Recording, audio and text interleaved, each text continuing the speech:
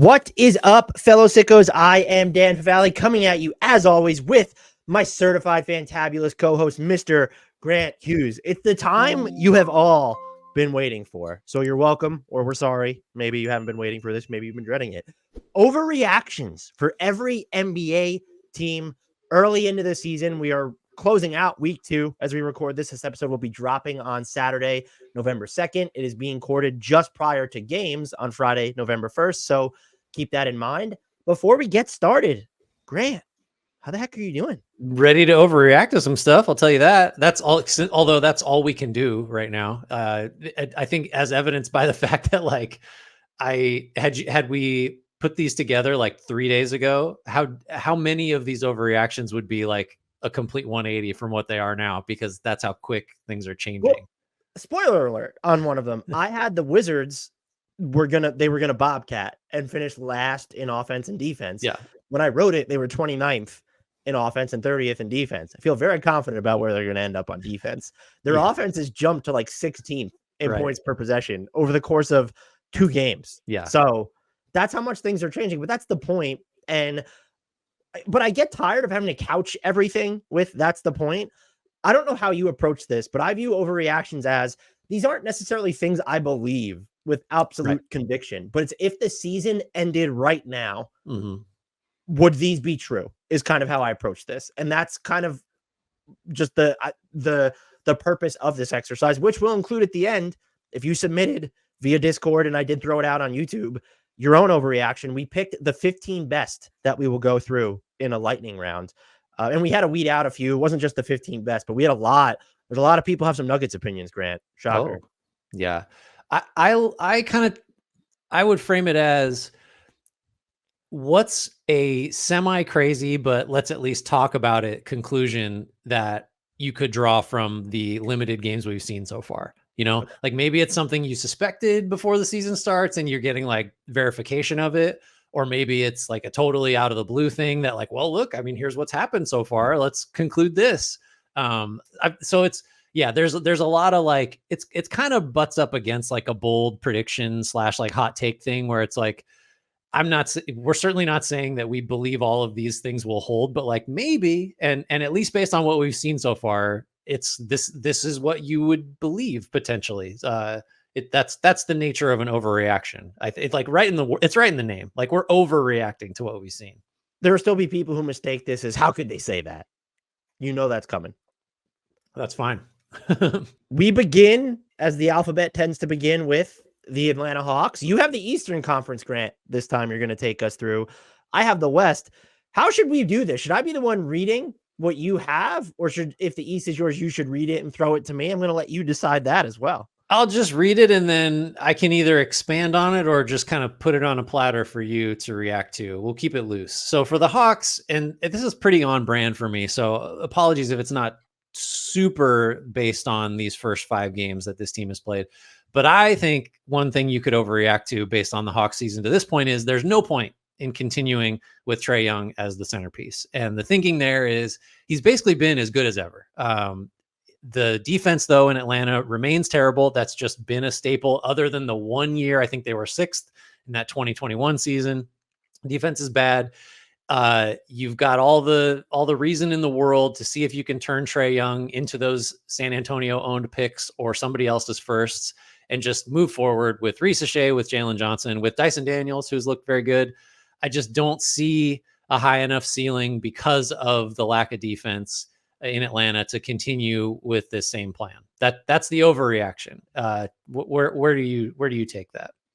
I'd probably be more on board with it if I saw a pathway to them getting their own picks back as part of moving Trae Young. And I think actually they would have been more likely to get their own picks back had they never extended Jalen Johnson and were willing to trade him to get maybe San Antonio gives you 1 or 2 of those back. And that's just what I struggle with.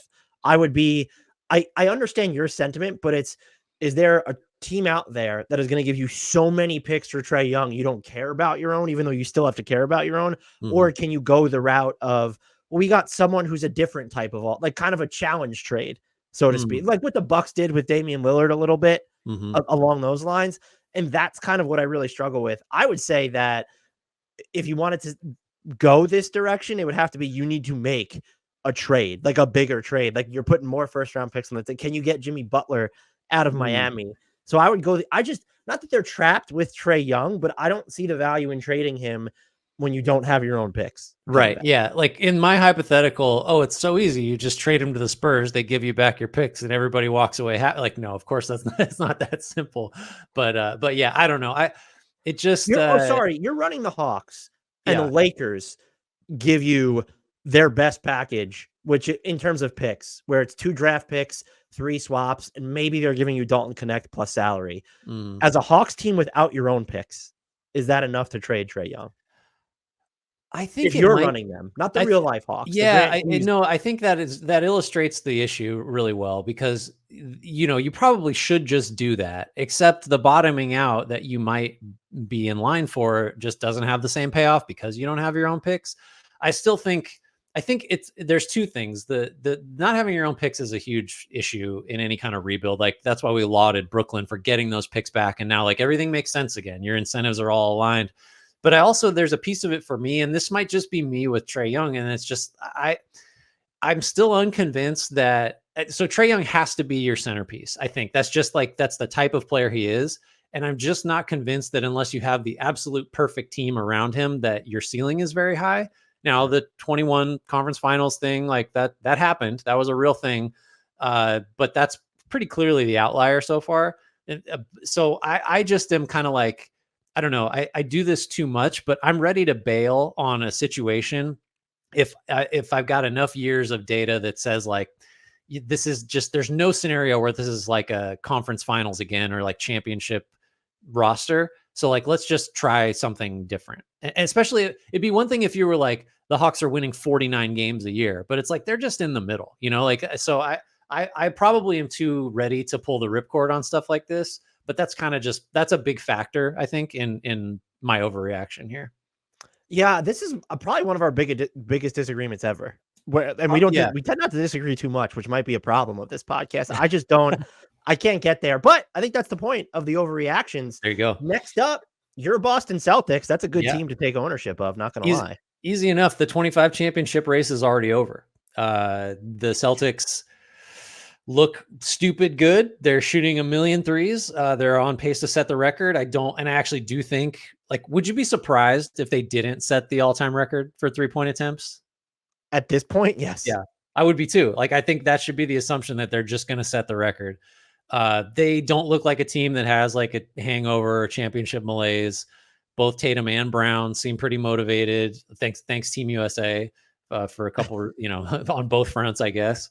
Like this is obviously an overreaction, but because there are other teams and we're going to talk about a couple of them that are great, but man, like Boston just with or without Porzingis just does not look to have missed a beat and like kind of feels like uncommonly dialed in and motivated for a team that just came off a title. That's not always how it goes. So yeah, they're going to run away with it. If you had to even pick a concern with them, aside from the existence, I think Dallas for sure, Cleveland, the way they're playing, will get to them. These are all teams we'll get to. And of course, OKC. It's just like, okay, their rim protection teams have shot really well at the rim against them. They've had some, why are you trying to get minutes with Luke Cornett and Xavier Tillman at the same time have not necessarily gone too well. But Porzingis will come back at some point, even if he's playing fewer. They're just...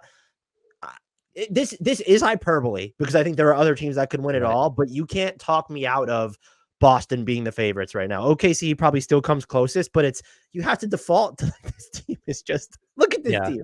Right. I don't know what else we need to say. Like the other element is like some of the teams in the East that we thought might be extra frisky or be a challenger. Like, I don't know, Cleveland is clearly, right there, but I don't know how seriously a lot of people take the Cavs as a playoff team. And then like your Phillies and Miami's and Indiana's and some of these other teams that, maybe one of them. It's like, I don't know. They got as many questions as answers at this point. Sorry, I'm laughing at a breaking news item we'll get to down the line with the team. We are on to the Brooklyn Nets in the meantime. What do we got, Grant? We got Cam Thomas is going to average over 30 a game. That's a big deal because it doesn't happen often. There have been a handful that have done it before their age 24 season. So that's Bob McAdoo, Oscar Robertson, Kareem, Rick Barry, Walt Bellamy, Wilt Chamberlain. So we're still like, just write all those guys off because that's 1,000 years ago and the game was different. So and Jerry West to also among more modern, Just right off modern Jerry guys. West. Preposterous. I'm sorry. Michael Jordan, T-Mac, LeBron, Durant, Luka. So Cam Thomas's name is very much one of those, which one of these doesn't belong if you throw him on the list. But LeBron, the situation in Brooklyn, somebody's got to shoot it. Cam Johnson loves to shoot it, Dan. I don't know if you knew that about him. And frisky Nets team so far, by the way, but I think Thomas, he's under 30 at the moment, but not by much. And he's got a lot more room to start gunning once the Nets trade people. And you know who they need to trade the most? This was not been my prediction, and maybe it should have been based off Olympics. Dennis Schroeder needs to go. Right now that value ain't getting higher. He had like 14 assists the other night. He like 13 points in the opener, and then has been over 20. He's got a 30-point game already. It's just like trade him immediately. He's been outrageously good, and so he's got to go. Yeah, made more than half his threes on the year. That's a sell high situation. I ultimately don't think Cam Thomas will get here because of Dennis Schroeder. But if you told me the Nets were either going to put Dennis Schroeder on a minutes cap or he gets traded by, let's say, Thanksgiving, I might kind of be like, you know what? Like Cam Thomas might do it. Yeah, I mean, honestly, this is still a good overreaction. But like, if we had gotten to this point in the season and he was averaging like 38 points a game right now, nobody would be like, I can't believe it. It would just be like, yeah, that's all right. That's a little more than I would have thought, but that's about right for what we imagined this Nets team doing. The Charlotte Hornets. This one's spicy. This one, though, I mean, I'm just glad we're talking about it this way. LaMelo Ball is totally going to make an all-NBA team. Overreaction, obviously. But what I would say is this is kind of where like you would have expected him to be, optimistically, I suppose. But when you go rookie of the year all-star in seasons 1 and 2, and then your numbers are pretty darn good still in year 3, but you get hurt, and then year 4 is lost. Like, so now you're in the all NBA running. That's like, oh yeah, okay, that's the trajectory that his first 2 seasons just like suggested was coming. So in a weird way, like, yeah, he's lost 2 years basically. 58 games across 2 seasons because of ankle injuries that he played in. But this is like, in a weird way, not shocking that he's on pace to average 25 and 7 with 60% true shooting with like, which nobody does basically, like LeBron, Harden, Jokic, Dame, Luka, Jordan, Bird. That's your list. That's not one of those. Okay, LaMelo's the one that doesn't belong. If you even make that list once, though, that is insane. It is, and it's like, and the numbers are there team wise too, because you look at the take the on off splits with an even bigger grain of salt because you're slicing the sample in half in a lot of cases. But the Hornets offense, just like, it's number 4 in the league right now, and it's worlds better in terms of effective field goal percentage and turnover rate. Like, one's up, one's down, and it's easy to tell which when LaMelo's on the floor. And so it's like it's the individual numbers and it's the driving success at the thing he's supposed to drive success at, which is like just good, efficient offense. So, I mean, all NBA, especially for a guard, is extremely difficult. Is it harder? If you had to pick today, like, he's there. He's playing at that level. Do you think it's easier, though, because they got rid of positions for guards now? I'd say it's probably gotten harder for bigs, right? And easier for guards. Right. Not that it's easy. Stupid. It used to be harder for guards. I forgot the positionless thing, which is nuts because it's been like 2 years of that. But still, like, for him to crack that group, that's something to do it coming off 2 basically lost seasons. What would you be, honest question, what are you more worried about him not hitting? I would say it's probably the efficiency. Like, 7 assists is low for him. Right. So they have other ball handlers in there, which helps, but I don't see him dropping below, maybe intermittently, but he's going to average over 7 assists. He's comfortably over 25 points right now. It's the efficiency, and he's taken so many threes that you could see it pull back. But I think the biggest difference we've seen in his game, last year's rim pressure isn't technically there. And that was an abbreviated season because he was dealing with another ankle injury, but like the downhill attacking has stuck. He's averaging almost 17 drives per 36 minutes, which is right in line with where he was last year. And he doesn't necessarily look a lot stronger. Maybe people who've watched him more closely, but like, it feels like he's playing into and through contact better. And his shooting, the number of shooting fouls he's drawing is through the roof. And so if you're going to get easier opportunities at the foul line, that one, it not only props up your scoring, it props up your efficiency. And Mhm. so I think if you had to predict right now, so the all NBA thing is what's spicy, but if those are the benchmarks, like if he's averaging 25 and 7 on 60 plus true shooting, like if I had to predict it right now, I think that's going to hold. Like I think he's going to end up with that benchmark stat line. I would say the true shooting is the one I'd be a little skeptical of. He's been in the like 58, 59 range, I think, a couple times over his career. So it's not like a huge spike. It's just like he's shooting 12 threes a game, which is a career high by like a mile. He's getting to the foul line over 6 times a game, which for his, like with his game, that's maybe the free throw attempts and the threes. Like maybe you lose some accuracy with that much volume from 3, and maybe the free throw attempts dip, and that knocks you down below 60%. But it's like, based on his career numbers, I know you're adding volume, like 60% isn't way beyond the realm of like what he could have done in the past. Like, so it's not a huge leap, I don't think, just to say that he'll hold that 25, 7 and 60%. Like that would be an incredible season, but it's not like beyond him, I don't think. I would still say, and I don't know if this is kind of baked into just the experience, you would still like to see the turnovers come down. Right now, he is posting a career high turnover rate. It's almost on 20% of his possessions. 5.8 But a like, game. yeah, I would assume that might come down at some point. And even if it doesn't, this number is definitely coming down. He's really just been destroying defenses out of the pick and roll. Mm-hmm. He's scoring 1.14 points per possession out of the pick and roll. That is in the 82nd percentile. But like 1.14 points as the scorer out of the pick and roll is just bonkers. And this is someone who I think is finally, I still worry about his finishing at the rim. Like it feels like he's getting closer to the basket, and maybe it's some of that's like the short mid-range stuff, but he feels more of like an every level threat than ever before when you watch him. And I don't know if it's because it was a different coaching staff last year, and I think we're seeing a lot of the same stuff this year. So I don't know, have the Charlotte Hornets unlocked him? Has he unlocked something within himself? But when I watch him, if you rewind to a season and a half ago, it feels like I'm watching a materially different, more lethal player on the offensive end. And it doesn't feel, I know a lot of people like to think he has a lot of junk volume. It's almost, I'm not comparing the two. Some of the shots he takes, it's because he makes them. This is like, it's like Steph Curry territory of, no, most players shouldn't take those. But when you're looking at Charlotte right now, okay, Trey Mann going off, great. When Brandon Miller's healthy again, you have him, great. But like, you're not like, are you upset because Miles Bridges or Josh Green isn't getting more certain looks? No, I don't fucking care. Yeah. So I'm watching him. And if the season ended today, this might just be Reese, but I'm putting him on an all NBA team. I think one of the things I really am appreciating more about him is like you talk about 3-level scorers. Like he's one of those guys that almost has a 4th because he will spot up so far beyond the line when he's off the ball.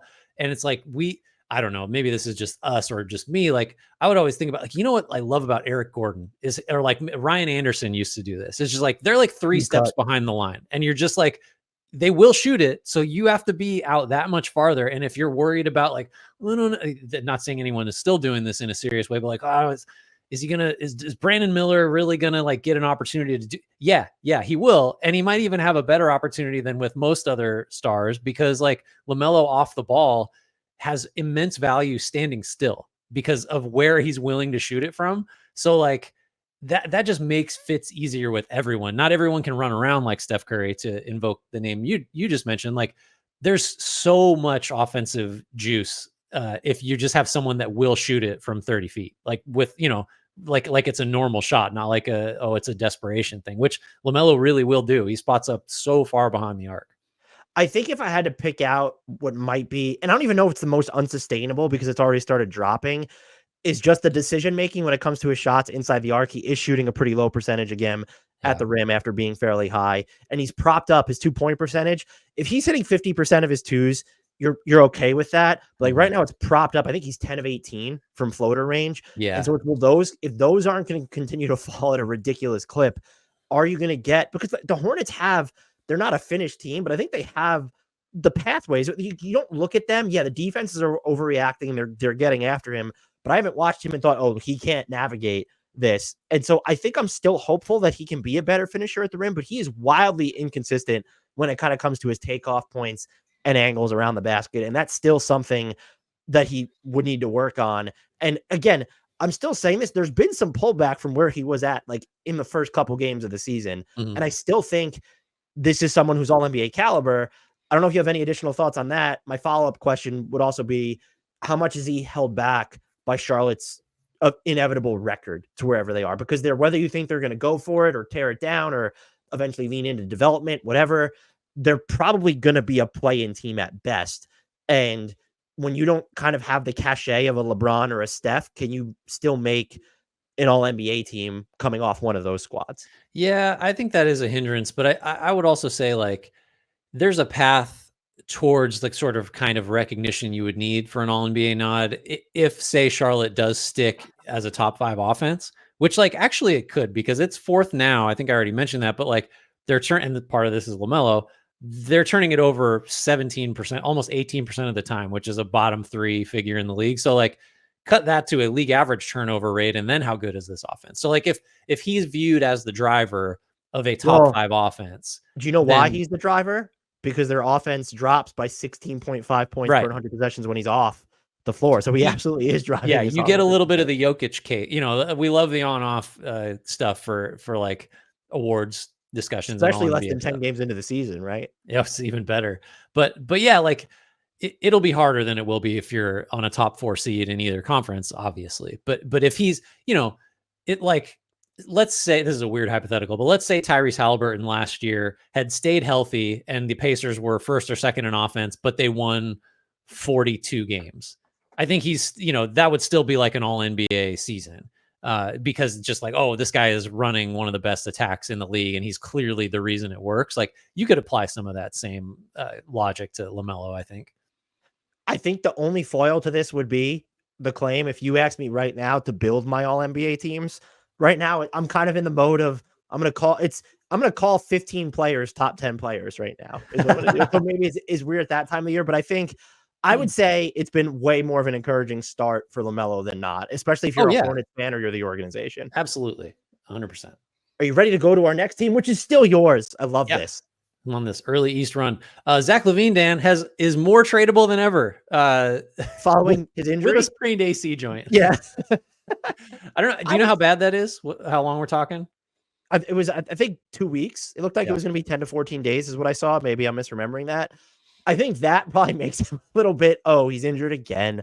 Mm-hmm. But he was just playing so well. I think I would agree. If you're a team, especially if you're kind of looking at just like early season panic, if you're the Pelicans, you got to at least be thinking a little bit about, oh, man, Zach LaVine looked pretty fucking good here right now.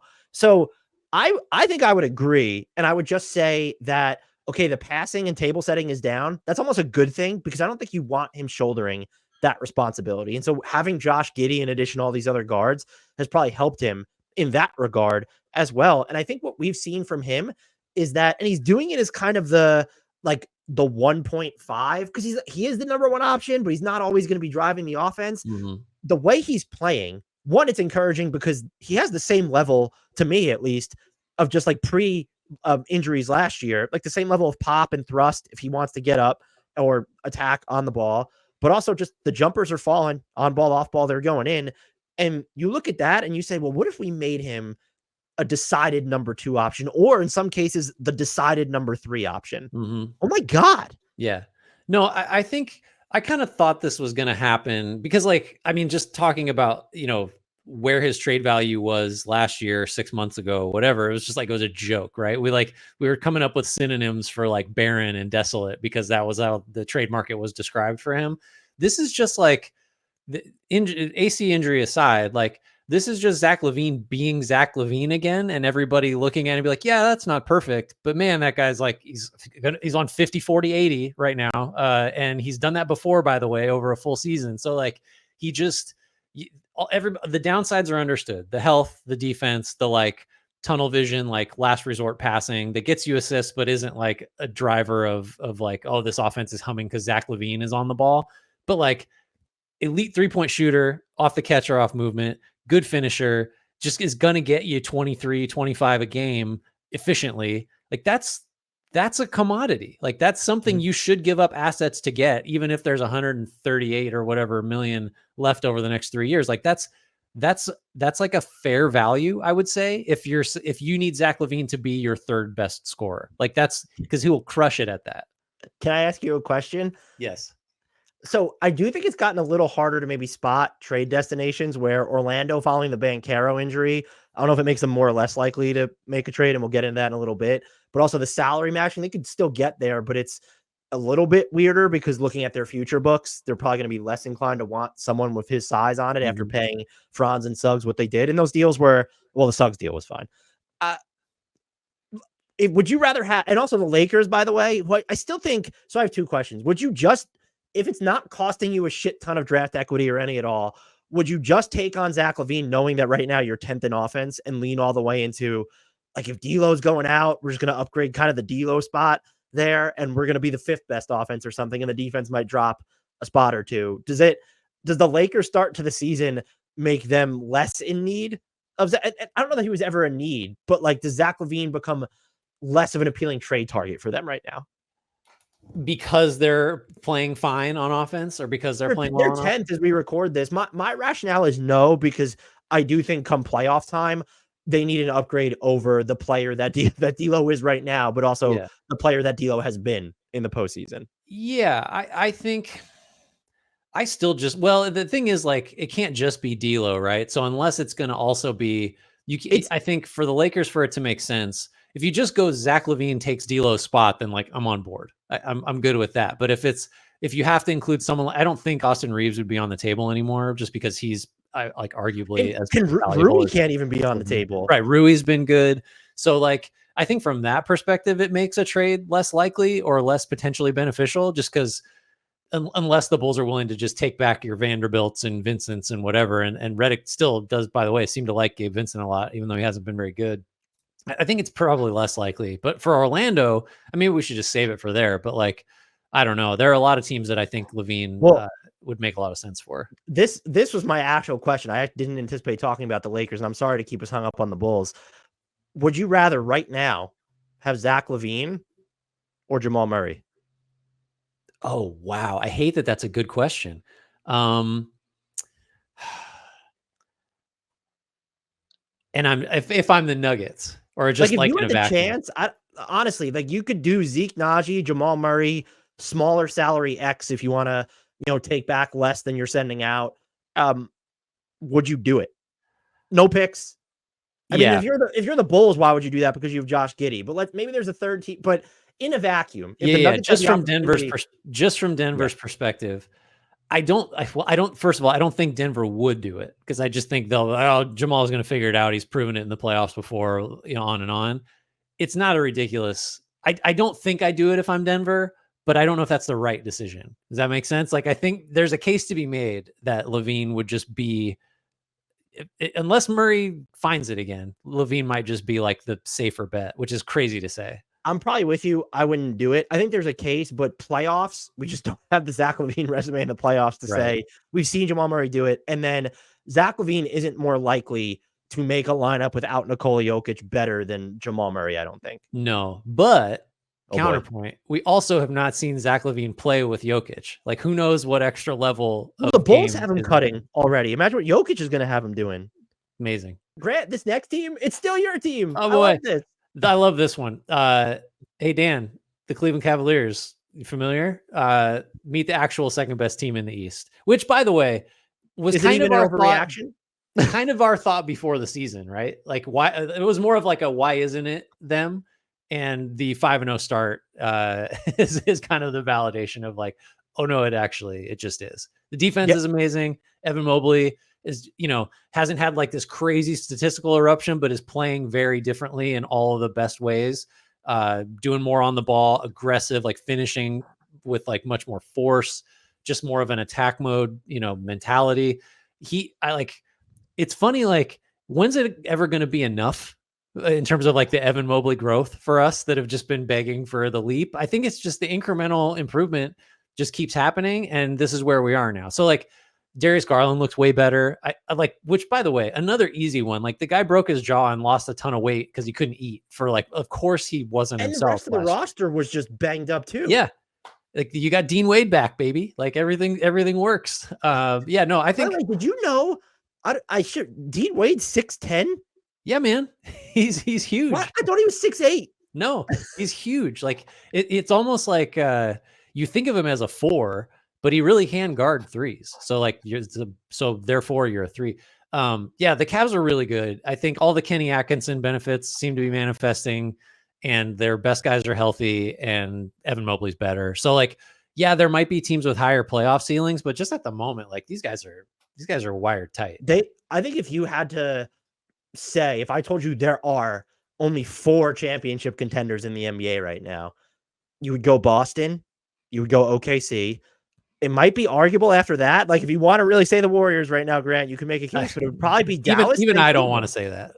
Yeah, Dallas would be up there, and then Cleveland. Yeah, I mean, I don't. Well, that is another question though. Like, do you now? We're just trying to overreact, so let's not get too rational here. But like, do you still hold reservations about like, okay, is this going to work in the playoffs? Like, is there any of that? Because we always do that with a team like this. Yeah, so I'm curious to see if defenses are going to change. Like they have Jared Allen in the corner a lot right now, and I'm just wondering like their defense is going to change a lot more and load up even more aggressively in the playoffs. But we've also seen that they can close differently if they have to. Mm-hmm. And the other thing I will be watching is just Evan Mobley. So to your point about him playing differently, I think the biggest difference we've seen, it's not like, oh, they're going to slow it down and throw it to him down low. It's no, he's averaging 11.1 drives per 36 minutes.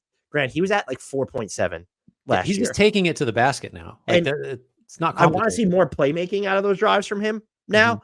But like, it's not all going to happen at once. So I think you still have to be reserved just because it's new. Like this is not that this. Well, I mean, they were good their first year, but we've seen them. They were good their first year, fell apart in the playoffs. Last year there was all this stuff going on. They still weren't great in the playoffs. But I can't even remember where we had them in our Eastern Conference standings. I could probably look it up really quick to start the year, but they should have absolutely positively been talked about more as, oh, this team could potentially be the 2 seed in the East. And I think as a podcast, we did a good job giving them that respect, but there were way too many people that were just like, okay, Philly, Milwaukee, New York, and Boston, and then everybody else.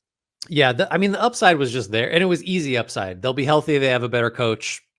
Some of their young guys might get better. Like that's just okay. Bang, bang, bang. What's the team very quickly before we move on? And now it's going to be my turn. That's unfortunate. What's the team that is okay? Well, this team might just catch them. You don't get to say Philly. I'm not yelling at you, but I'm yelling at everybody. Philly's not an option anymore. No. I guess you'd say the Knicks probably. Like Milwaukee looks too bad to be a serious consideration. Yeah, it's just got to be the Knicks. I don't know who I'd even think of besides them. It can't, even with the Banchero injury in Orlando, if you wanted to go spicy with that, doesn't look like the Pacers, that's for sure. We move on to the Dallas Mavericks, which a little bit of a repeat here. Meet the actual second best team in the West. I don't know if this is an overreaction because they were certainly in that conversation, but a lot of people were talking about Minnesota and Denver, and Minnesota certainly had their moments this season. I'm looking at the Mavs, and you could have made a case probably until like the last game that Klay Thompson has been their best player. And then we see like Kyrie Irving kind of start to go off. They just lost to the Rockets before we recorded this, and they came out flat. They almost came back to win it, though. They put up a fight there. I look at this team, and I'm sort of like, anyone who was concerned that their defense would fall off a cliff, they're 10th. Like, that's going to be fine right here. And their offense is below league average right now. Do you honestly think Luka Doncic isn't going to make more shots moving forward? There's a bunch of guys on this team that are going to hit more of their threes. I am so optimistic. The Mavericks are 3-2 as we record this, and I don't know that I could be any higher on them. If they were 5-0, sure. But I look at them and I say, this team they are so deep. They're just so, and they're so big. Like whenever they have like the Najee Marshall, PJ Washington plus a big and Luka on the court, and it's, Luka Doncic is the second shortest player on the court, right? What the hell's going on? They are so big. This team's really good. They kind of have everything. And I watched almost all of that Houston loss as we're recording this last night. And like, it was Dallas. You want to credit like Amen Thompson did about as good a job on Luka for like a long stretch as anyone you could imagine would do, which is like, yeah, that's what he does. Houston has a lot of, maybe more guys than anybody that can like hold up against Luka, between like Brooks, Thompson, Tari Eason. Like they got all these guys that are like the right size and level of physicality. And then Dallas still almost came back and won that game. The Mavs kind of have everything. Like they, between Lively and Gafford, there's always going to be someone that can defend. Şengün really took it to both of those guys. I think if there's a weakness there, it's like a really physical post up center can neutralize those guys specifically, because they're pick and roll cat and mouse defenders, shot blockers, help defenders. If you just back them down, and Şengün is like uniquely good at this, maybe that's where you can make Dallas seem vulnerable. I don't know who else can do that. But yeah, they have so much size. They have the potential to have so much shooting. They have multiple shot creators.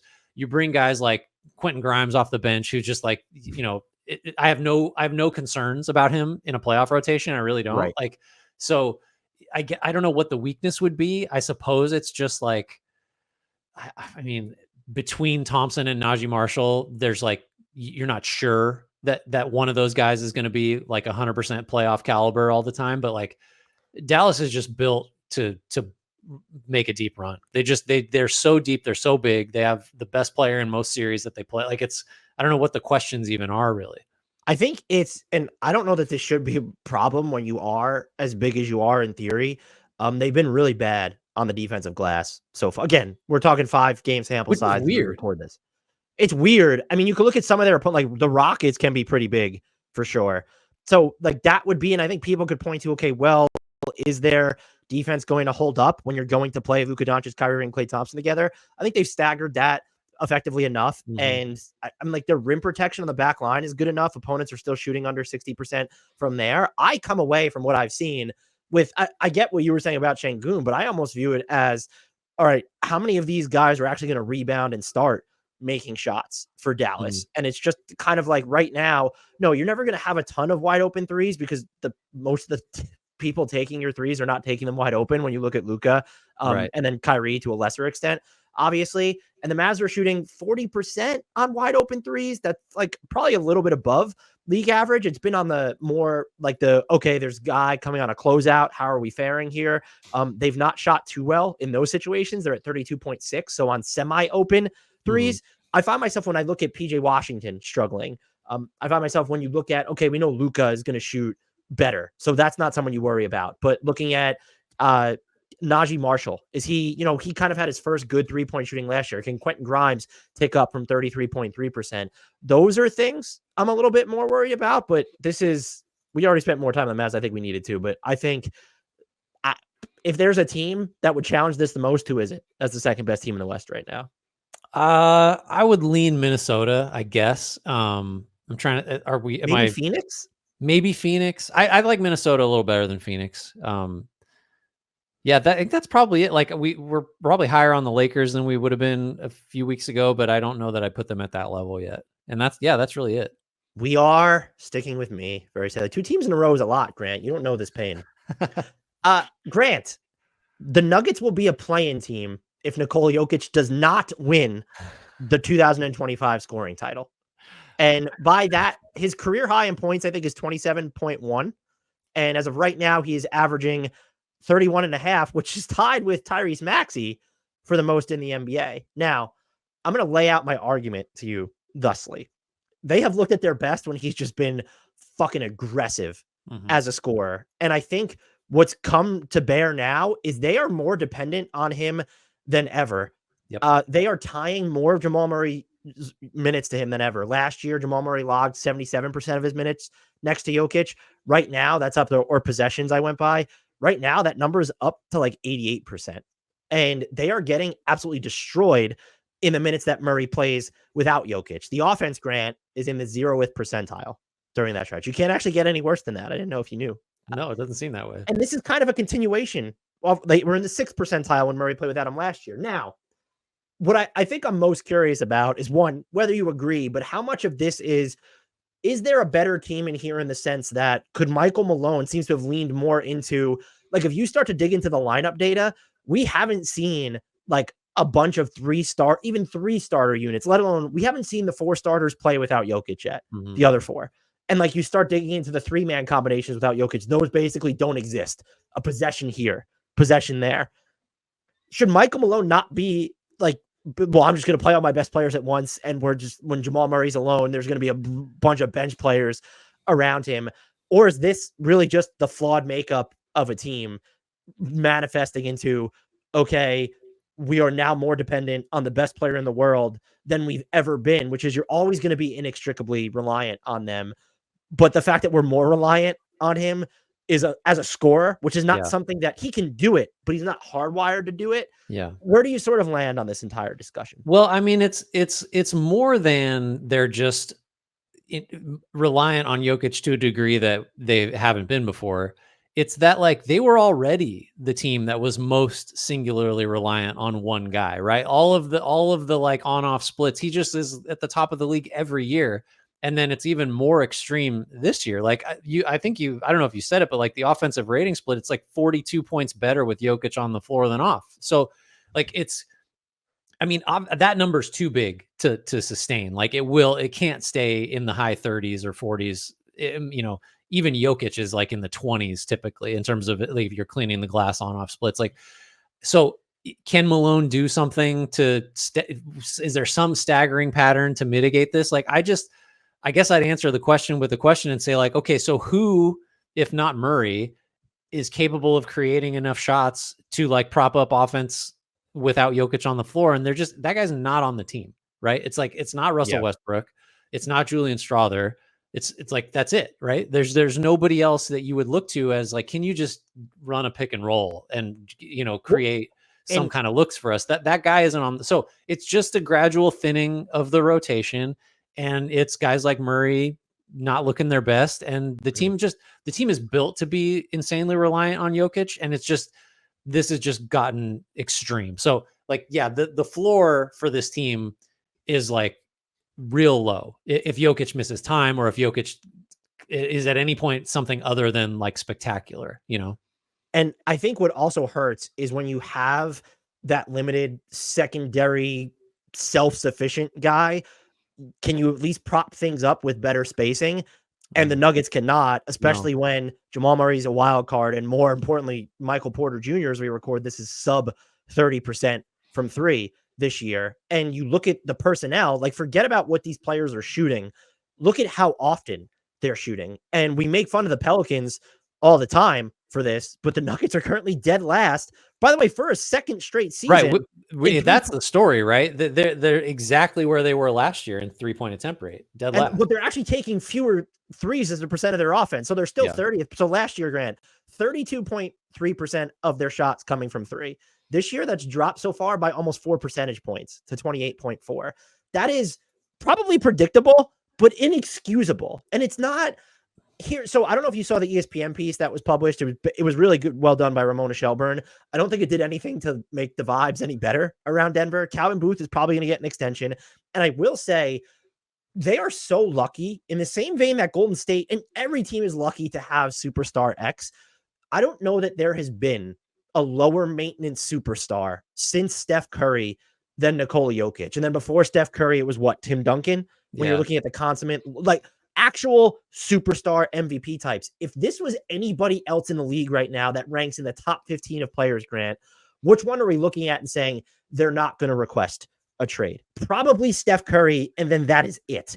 And they are so fucking lucky they have this guy who doesn't want to meddle. That was part of what came through in the piece. But I'm almost, again, the sky isn't falling. They're 11th in offense, but like they're 25th in effective field goal rate. I still am fairly optimistic this team will be better than they've shown. But they just have made it's what I want to throw out is I don't know if they had Kentavious Caldwell-Pope right now, if they would be worlds better. I think the spacing would be easier. It would certainly improve things, that there would be a trickle down. Okay, Christian Brown is still coming off the bench. How does that help you?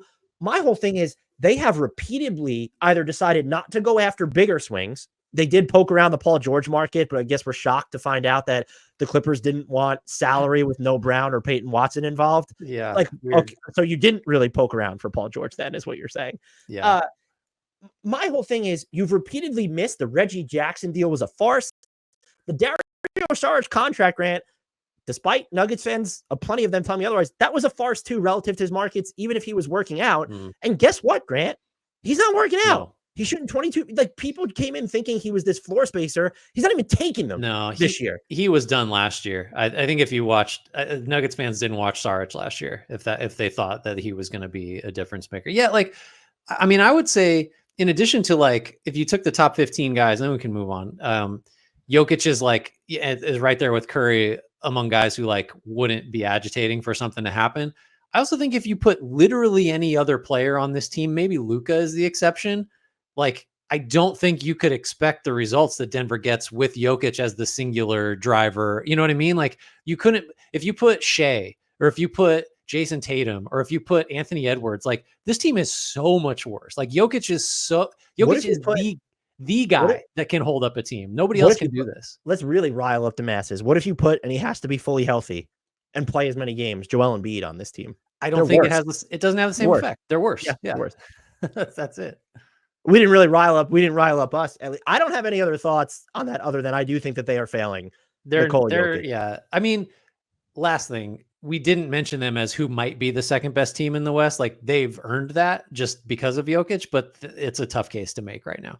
Like the play-in seems more realistic than the number 2 seed. I would get with you. Do you think he's going to stay over 30 points per game, which is kind of, let's bring it back to the actual overreaction here. I mean, how can he not? Like, what's the pathway to that changing? Doesn't he have to? I mean, he really doesn't want to, but he will have to. The actual final thing I'll say, and it's not something I would predict, and I'm sure he's earned leeway, and I'm sure it helps that I think Nikola Jokic would be on board with him, but I think Michael Malone has a case of just like the front office and him, if they're still not seeing eye to eye on this, is he one of the coaches just to get fired if things really go off the rails? Could be. Let's go back to the East, Dan. Let's do the Detroit Pistons next, and I will claim ownership over them. I think a solid overreaction based on the early season is that Jaden Ivey, believe it or not, actually is the right guy to put in the backcourt next to Cade Cunningham. And that'll change if he stops shooting over 40% from 3, which he is right now on more volume than he's ever had. But if the 3-point shot is falling now, like Ivey's not a perfect player otherwise. Some of the decision-making is not where you need it to be. The defense comes and goes. He can be real spacey, but like if he's going to make threes and bring the athletic drives and the transition play, and if we also just give him a little bit of grace because it was a very difficult developmental environment under Monty Williams and just coming in as a rookie before that, I think there's a case now where Ivey like can just be the guy based on the early going here. And I do think it's interesting too that the Pistons basically are giving him enough opportunities to play without Cunningham to sort of expand that part of his game, even though the most important thing is that he can play with him. The Pistons have either him or Cunningham on the floor almost 98% of the time, almost 100% of the time. One of those two is out there, which I would argue further suggests that Detroit is like, okay, this can be our guy next to Cade if they're really entrusting him with basically all the minutes that Cade's not on the floor. Yeah, I'd have to agree with you. We did mention this after kind of the first game. We had watched one game of Jaden Ivey and said, wow, the process with him looks better both on or off the ball. Something I am monitoring, and I don't know how much of this has to do with, one, I think it's you put actual floor spacers on this roster. Wow, look what happens. It opens things up for someone like him. But he is not, like, you haven't seen a dramatic improvement in his 2-point efficiency, and I'm wondering if they lean even more into kind of the Isaiah Stewart lineups and have him on the court for them, if that could help him. Like he's shot better. There's definitely more room for him to maneuver in mid-range. But I'm talking specifically at the rim. Mm-hmm. We've seen that frequency drop. And I do, when you watch him, he could be a little bit out of control when he gets around there. But yeah, I'm encouraged. I would agree with you. I think this is the best I've felt about Jaden Ivey since he entered the NBA. I don't even think it's particularly close. No, 100%. Like it was, I mean, this time a year ago, or maybe like this time, like 10 months ago is probably about when it got real ugly. It was just like, oh, this is never going to work. And now it's completely flipped for me. God, we're back to me. We're going to talk about your Golden State Warriors, actually. And we won't spend too much time on this because we did a deeper dive into the Golden State Warriors. Go check out that a couple days ago. YouTube channel, podcast, wherever you get us. We're all across every platform. We'd appreciate it. Jonathan Kuminga, Grant, should not have bet on himself. And this comes on the heels. This is a nice little happy accident, but there was reporting today from Sam Amick, I believe, that the Warriors are more determined and or willing than ever to trade Jonathan Kuminga. Yeah. Well, if 30 million a year was on the table or something close to that, he should have taken it. And that's because we've talked about this plenty. The market out there, not great in terms of cap space teams that you'd actually want to play for that might pay you more than that in restricted free agency. And it's pretty clear that he's not going to have the kind of role that allows for the statistical production that you would just look at after the season and say like, oh my God, the guy averaged 25, 7, and 4, and he's 23 years old. Like, okay, let's max him. Like, he's just not going to have that kind of role, even if you just rule out the efficiency stuff. Like, the opportunity for him to do better than 30 million a year, just I don't think is there. But I really think people have overthought this, where I've been criticized for maybe being too low by him, including by you, which I think is fine. But we're talking about someone who is so predicated on getting downhill and maybe not always being able to do so on his own. Like, he might need to catch it with a running start. And we're talking about, oh, there's too much traffic for him. And yet he's still not a good passer, still not a good rebounder, not a reliable jump shooter. Why was it even he should just get Jalen Johnson money? Why should he even just get Jalen Suggs money? What is he even? I know he had a strong close to the year, but like, this isn't someone who is particularly dynamic. What am I missing before we move on? Because we didn't want to spend a ton of time on them since we just covered them. Am I missing something that makes him so tantalizing other than, oh, like, he kind of has like some nasty footwork sometimes on the ball? It's just the flashes. I think the flashes are so spectacular and stand out so much. Even like just the athleticism, the physicality when he's right. Like, it's just, he has like legitimately like top flight A+ athletic qualities that if you see him a few times, you can't get him out of your head. And I think you just look at the age, and you also buy in a little bit to the idea that like, oh, the Warriors aren't really featuring him. They're holding him back. He's not being allowed to do X, Y, and Z, which the reason is because he can't do X, Y, and Z consistently. But you kind of combine all that, and then you can talk yourself into he could just be a superstar two-way combo forward, like, which is everybody wants it. And you just, to get there though, you have to just only see the flashes and not pay attention to like all of the mistakes and all the other stuff that we always talk about. I'm team Steve Kerr on this one. We can move on. The Houston Rockets, which they are my team. Grant, this team has too many damn good players. And yes, this is mostly about Amen Thompson and Reed Shepherd. And in case anyone's wondering if that was just sort of a fun audio anecdote, that is actually what I wrote down for the slide on the Houston Rockets that we have up there. You look at this team, and I don't even know who I'm blaming. This is like why I'm so I'm not even infuriated, but Amen Thompson is averaging fewer minutes per game than he was last year. There's always this risk of, if you're coming off the bench, your minutes are always going to be repressed. But to be averaging fewer per game than last year, just at how good I think Amen Thompson is. And it feels like, by the way, I know the efficiency doesn't always back this up. The jumper looks better. Like, it's smoother, especially launching from the corners for him. It feels like he could just do so much more, but the Rockets have way too many good players. And so it's almost holding him back. And by the way, Reed Shepherd is averaging a whopping 8.6 minutes per game through 3 games. And I don't know that Reed Shepherd has done anything that said, oh, well, he needs to be playing these minutes. But if we're talking just a few games here, to have the number 3 overall pick, and that's what he is playing in year 1, should typically be a red flag. And for this, my opinion of Reed Shepherd hasn't changed. It's just that, my God, the Rockets are so loaded. At what point, and I'm not saying that because I don't know how much worse they'd actually be, but at what point do you have to start looking at it and say, okay, well, maybe Fred VanVleet and Dylan Brooks and even Jalen Green, who's been playing really well, like, those guys can't play 30 plus minutes a game, because we need to start allocating these minutes to these guys who are, I think, well, Jalen Green, that would be debatable, but certainly more so than Fred VanVleet and Dylan Brooks. These other names are way more important to the future. And I mean, even Cam Whitmore, he has not shot well from 3, Grant, this year. No, and started 0 for 12. Right. And he did make a shot against the Mavericks, though, didn't he? I think he did. Much was made of it because it was his first of the season. Whopping 7.1% now on the season. So, but it's also like, he's playing 12.4 minutes per game. What type of flow are you supposed to get into? And so if you're asking me where are the minutes supposed to come from, that's not really my job, but I kind of look at it and say, I get the process of if you're trying to win the most games right now, but even if you are trying to win the most games right now, I view Amen Thompson as someone who just needs to play more, is basically what I'm getting at. This is more about him than it is Reed Shepherd, even though taking someone number 3, and then I know you're a better team, but this is not like you were a playoff team last year and added the number 3 overall pick. So it's different from, like, look how loaded and good they are. Okay, awesome. You're not one of the best teams just like in the Western Conference, inarguably. I know that you're 3-2. Yeah.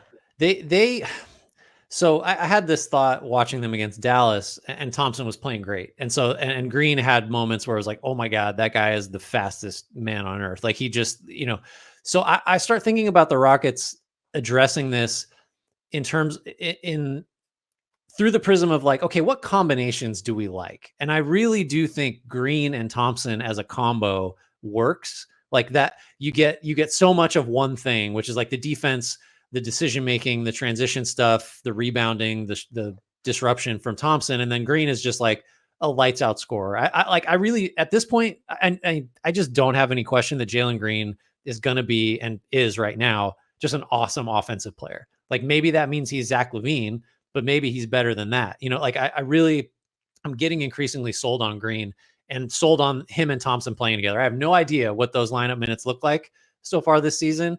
I don't care because the samples are tiny and that's a two-man combo. So noise is everywhere. But then you start, and like Şengün, non-negotiable, Jabari Smith Jr., I think is just kind of not in anybody's way. So he's going to play a lot. So then it's just like Whitmore and Shepherd are just going to get squeezed because Tari Eason's going to play like that. He's just going to get his 15 to 20 minutes a night, not points, to be clear. So those two guys, I just don't know what the pathway is to playing is for them, unless you are going to move Brooks, going to move Van Vliet, which I think would so fundamentally change what's one of the best things about this team, which is just like the competitive edge and like the physicality and that kind of thing. Like, I don't know if you want to do that. So I don't have a solution, but your overreaction is correct. They're just, and there just are too many guys that need to play, and you just don't know enough about the combos that work beyond Thompson and Green, to my eye. The more I think about it a little bit, by the way, to your point, they're a plus 11.8 when Amen and Jalen Green play together. I do value that stat now because it's verifies what I said. I do partly wonder if I think Dylan Brooks in theory is the most replaceable when we're talking about guys whose minutes could come away. Right. But if you just insert Amen Thompson in there for Fred Van Vliet and just kind of lean into defense, if you think Jalen Green's for reals, it's a tough situation to be in. So I'm not actually criticizing them, but I will say I do think Amen Thompson specifically, and I would argue Reed Shepherd too, just need bigger roles, and they're going to have to figure that out as the season goes on. Yeah, I think Shepherd might be hurt by the fact that there's less urgency to find out about him because of where his contract is. Like the clock's ticking on some of these other guys. Thompson certainly, even Whitmore. Like Reed Shepherd's just too far down the line in terms of when we have to decide to pay him to be like a high priority. It's objectively wild that the number 3 overall pick. Yeah. Who we loved and was going to be super NBA ready and maybe is, but we haven't seen it yet. These are your Indiana Pacers, Grant. So it's so funny. Like I was a couple nights ago when they were really in the process of epically blowing a lead against Boston. That game went to overtime and Siakam won it with that top of the key 3 against the Celtics. I really sincerely did have the thought. Now you put this on the sheet just for transparency. I had the thought of like, oh, I'm going to just nominate the Pacers are the 21 Hawks because I was just watching the Pacers coming off this phenomenal offensive season, conference finals. Tyrese Halliburton's great. All the parallels to Atlanta and Trae Young were there. And as they're blowing this lead, I'm like, oh, I'm so in on this theory. Like they just really don't have it. That was a flash in the pan. And then they win. So less convinced than I would have been had they officially blown that game against the Celtics. But the parallels are frightening, I would say. An offensively driven team led by a singular offensive star who kills you defensively, reaching a conference finals in a weak field. Oh, the arrow's trending up. You've got all these positive signs, and then it's kind of like, oh, I don't know about this team. Like the defense is still an issue. They're not getting anything out of Jarris Walker. Maybe it's a positive. Bennedict Mathurin has had some real moments this year, but yeah, like, I don't know if you're re-ranking the East, we're not moving the Pacers higher than we had in preseason, right? At this point. No, I don't. How much of it comes down to, okay, Tyrese Halliburton will eventually, have games where he's making shots. He's not even shooting well. Is he at 60? He hasn't been to the line a bunch, but he's at sub 67% from the foul line. And so defense is still like they guard him like a 5-alarm fire because he's Tyrese Halliburton, and that helps. But I'm even looking at the Bennedict Mathurin breakout or progression that they've got. And look, Andrew Nembhard hasn't shot too well to start the year. So some of this stuff should normalize, but I'm kind of looking at it and saying, this is great that Bennedict Mathurin is doing it, but it doesn't necessarily solve any of their biggest issues, what he's doing. And that almost complicates what they're doing even more. So this is one of the teams that I have the least feel for, but I do think the overarching thought of we always knew that they weren't, not that they weren't Eastern Conference Finals material. They made it. That counts for something. You can only play who's in front of you. But we know progress isn't linear. And even by Yeah. those standards, this team feels like it was further away than last season might have showed. Do you think, because I feel like I've fallen victim to this, like when we saw the very best version of Tyrese Halliburton for a few months last year, I just fell into, oh, this is the base. Like, this is what he is. And the fact is, like, if you're just being objective about it, that stretch was the outlier in his career. Like, he's been great. Like, he's been super efficient. Even, I think he was a 20, 10, and 40% guy. That just like never happens. He's done that before, independent of last year's first half. But like, do you think maybe we just were too quick to assume that Halliburton would just be that first half of 23, 24 guy, like all going forward, like that was the baseline and not something lower than that? Or, I mean, he's been objectively like disappointing for him so far. Like, do you have some of that going on too? Yeah, I wondered if I even wrote when I was doing the roundtable for basketball, she wrote that it's so good to be in the Pacers position of we know that we have both the guy and the number 2 guy. And now I'm just like, do you just have 2 number 2 guys? I'm trying to just, all right, we're only a few games into the season. It's still really early. But that's a different conversation that I don't think they need to have yet. I just don't like, even if Tyrese Halliburton is playing better, I guess I haven't seen enough from this team defensively is where still most of my concerns are going to lie to say, where's that step? Because you can be the second best offense in the NBA, which we've seen them do. But the fact that I guess if you're 19th in defense, like they are now, you would almost view that as a plus. And so it will organically come, but I don't know, like the turnovers has been all over the place with them. They continue to struggle on the defensive glass. Like I actually did not realize they're dead last in defensive rebounding rate too. I thought they were only bottom 5. I don't know. Looking at this roster, I don't know where the solve for their biggest issue. Like their biggest issue, let's be frank, has been Tyrese Halliburton's play to start the year. And that will normalize, I think. If he's not a top whatever MVP candidate, he's still going to be a superstar. So I don't have real concerns about that. But when you look at their other concerns, or just look at their defensive concerns right now, where is the in-house solve coming from?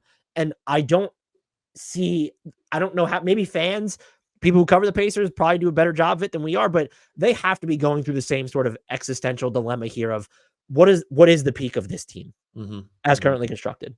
We're on to my Los Angeles Clippers. We don't need to spend a ton of time on them other than to say that Arita Zubac is going to win Most Improved Player. He had me feeling a little bit not okay about this take when he went for 6 points the other night, but then he goes and he drops. What did he drop against the Clippers? Like 22 in the loss. So I feel a little bit better there, but you lost to the Blazers as the Clippers. They've been super frisky this year, especially on defense.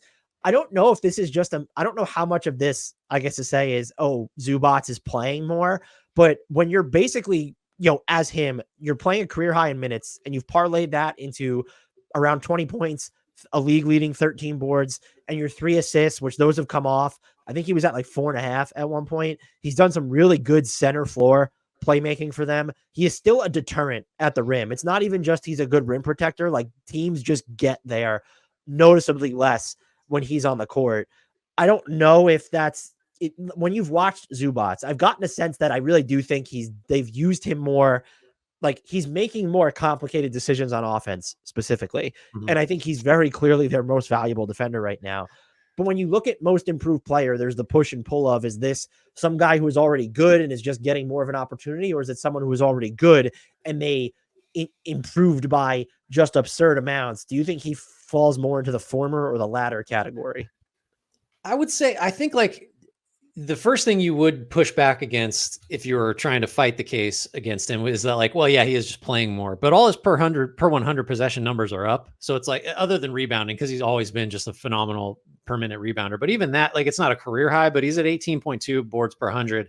He hasn't been over 18 since 2019-20. So like it's scoring up, assists up, free throw attempts per 100. They're all up. So it's like, you might say, oh, that's not a new skill. I would argue like, in a lot of cases, if you can play more and even just hold your normal like per minute stats, like that's a big value add. I don't know if that means you've improved, but then when you're also upping your per minute production and playing more, that's improvement. Because just like the theory would be, well, if you could have done that before, you would have just played more before. Like, I get it that the Clippers are just kind of searching, but like, I do think we undervalue the ability of a player to occupy a larger role and not give back any efficiency. Like we always do the volume efficiency trade-off. Zubats is like, he's just doing more and playing more. So that would be the crux of the most improved case.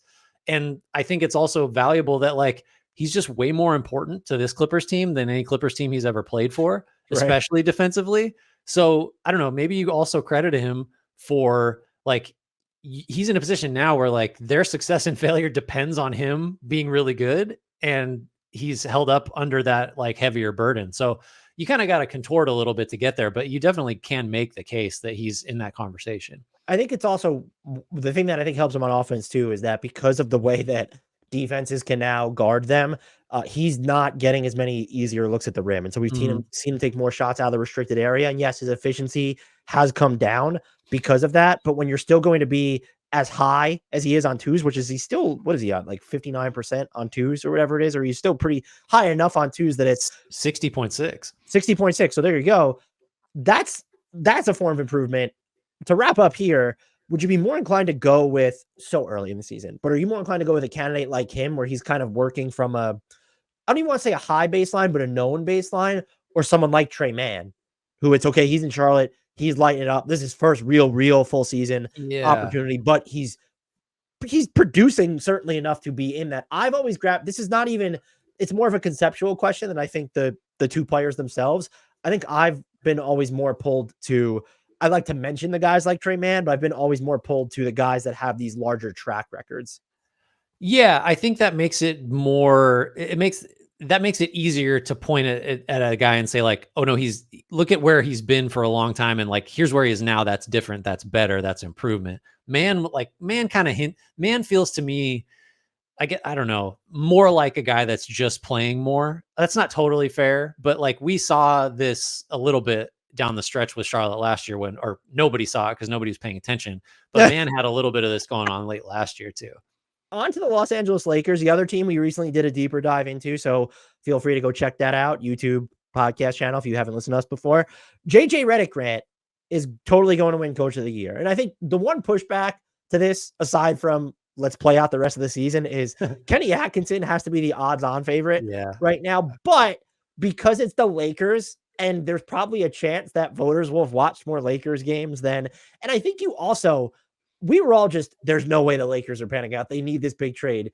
I think more people left the door open for the Cavs to be really good with a new head coach than with the Lakers to be really good with a new head coach. But I think when you just look at the material changes to the way they're playing, the off-ball movement, the way that Austin Reeves has played, they have, I don't even know if it's unleashed Anthony Davis so much as just empowered him. Like just the driving from him and the shooting fouls it's resulted in has been great. And of course, the offensive rebounding crashing. They still aren't built to take enough threes. I mean, imagine if they were like top half in the league in 3-point attempt rate on top of all this.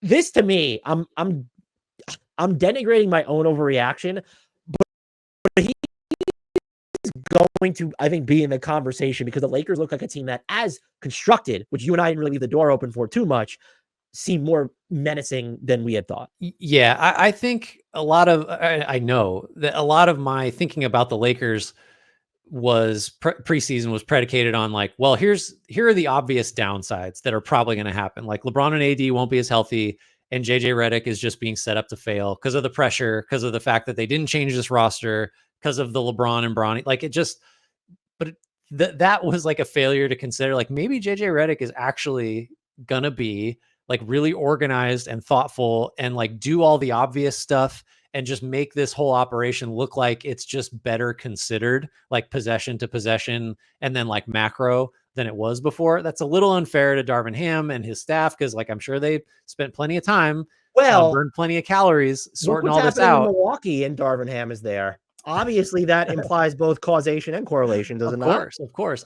It just seems in the early going like Redick is like he got all the big stuff right, which is Davis needs to touch the ball more. Austin Reeves needs to be like freed up to do more on ball stuff. And we don't need LeBron to be super high usage. He's kind of like got big stuff handled. And then like the small stuff, like, I don't know, single possession subs or like always having a good ATO, like all that stuff he seems to have checked the box for too. So like, it's early, but it does just feel like he has, and it's a whole staff, and it's like there's a team of guys actually playing. So you can't credit everything to the coach, but like everything feels kind of organized and optimized. Like it does feel like they're doing all this, the best that they can with what they got, which is really all you can ask for from a coach. Let's go to the Memphis Grizzlies. And my overreaction for them, Mr. Grant Hughes, is Taylor Jenkins joined a basketball coach's cult that mandates you have luscious but not too bushy beards, and also can't play anyone 30 minutes per game, even when you have some players who definitely need to be playing 30 minutes per game. Now, this is the soberest overreaction you've had so far. I believe this is 100% factual. I don't even want to spend too much time on the Grizzlies because I still just want to see them get healthier and understand what's happening. But I think the crux of my issue here I don't think they've been bad. Grant, who leads them in minutes per game right now? I was just going to ask you that because I was looking at it and I was like, no way he's going to guess this. It's Santi Aldama.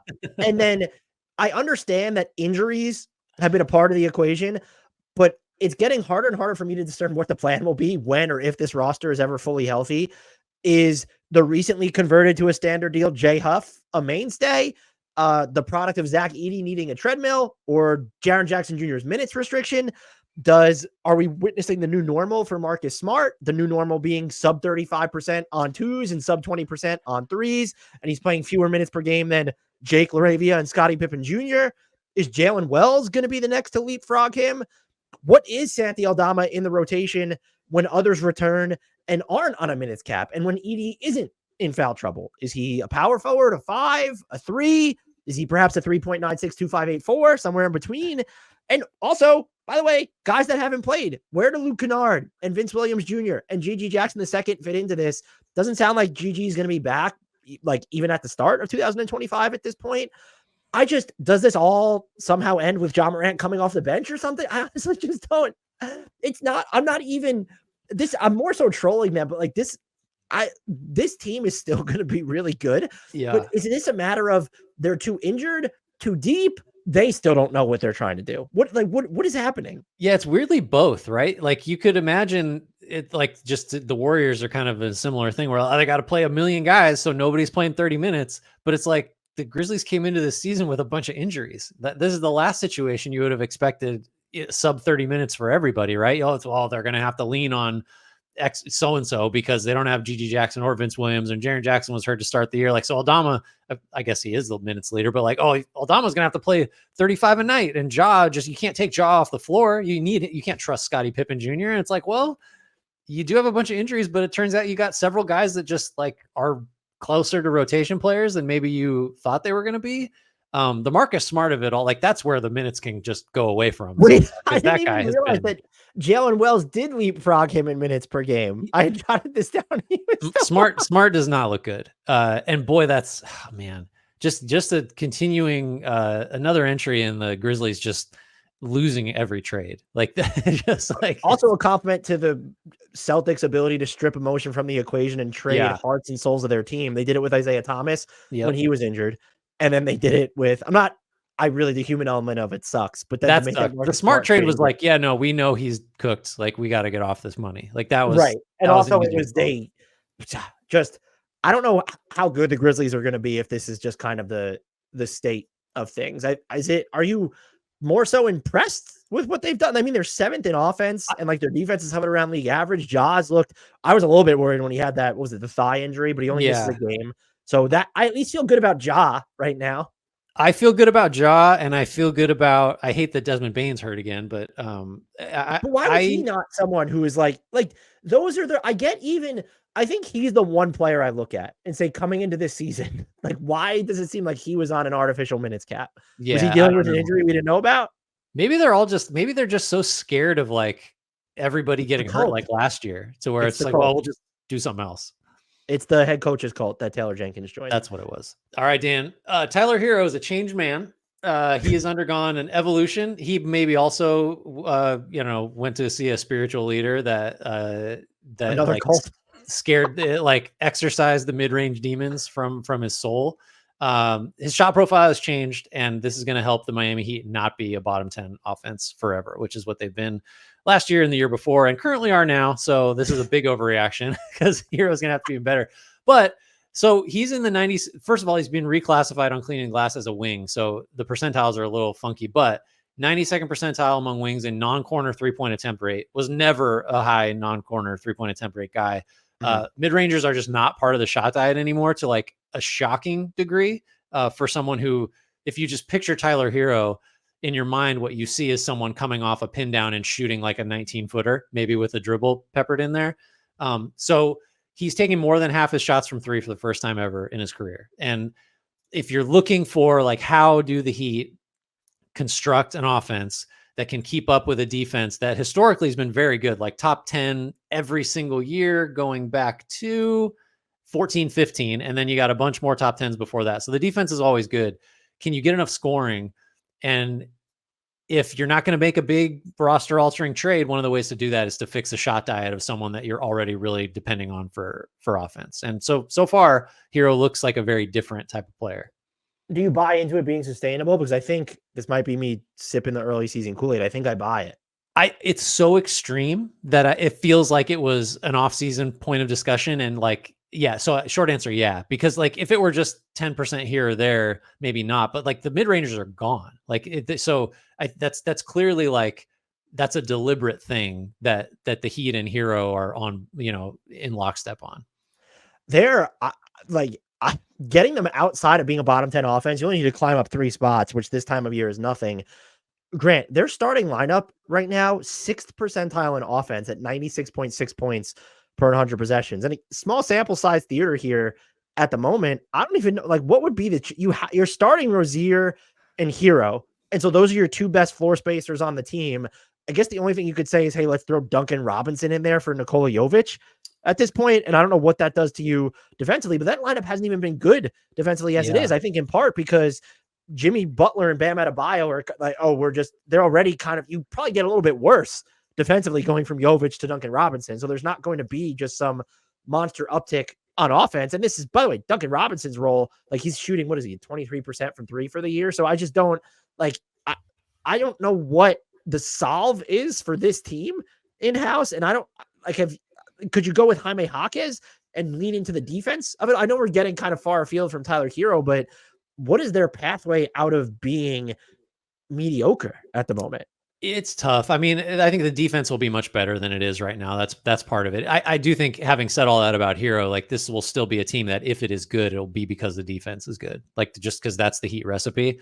I actually thought the other day watching them, I wonder if, I don't know why this is something I've been thinking about more with certain guys, but like, are they starting Jovic to showcase him? Because it's like, I would just rather have Jaquez out there, right? If like, just as a total floor game player, like, you're not getting the shooting, but you get more of kind of everything else with Jaquez. And I think Jaquez is clearly more important to the Heat long-term than Jovic. So like, I think that would be my move, even though like on its face, you'd say, well, Jovic is a spacing 4. So like, you do want him out there for offense. I just think Jaquez is a better overall player. Like, some of the passing, post-ups, like that kind of stuff might counterintuitively be better for them offensively than Jovic. I guess that would be a thought. I just don't, I don't, how much, I guess what you're saying is, so lean into Jaquez and just go sort of like defense there. Like, let's try and bring back, because they weren't starting Jaquez last year and they started Jovic too. Like, they played him a ton alongside Bam. So I don't know what the answer is for this team. It's not easy. It's not obvious. I would say they've been a little bit burned by 3-pointers. I think opponents are shooting like 45% on open threes. Yeah. And 43% from 3 overall. So I agree with you that the defense will like tick down, and Jimmy Butler will probably be better. But like, I just don't know. I don't know how to feel. Them and the Pacers are like 2 of the teams. Like, I don't really know how to feel about you guys. Yeah. Right now. Too early still. We move on to the it's hard to avoid the hyperbole and hot takes with this one. The Milwaukee Bucks are up next, and the overreaction is the sky is falling. This team, it's time to blow it up. Giannis, we got our first Giannis might have wandering eyes or might be movable with the Nets and the Heat. I think it was Bill Ryder of CBS Sports had this the other day. Not a shock, just given the circumstances and the team's trajectory.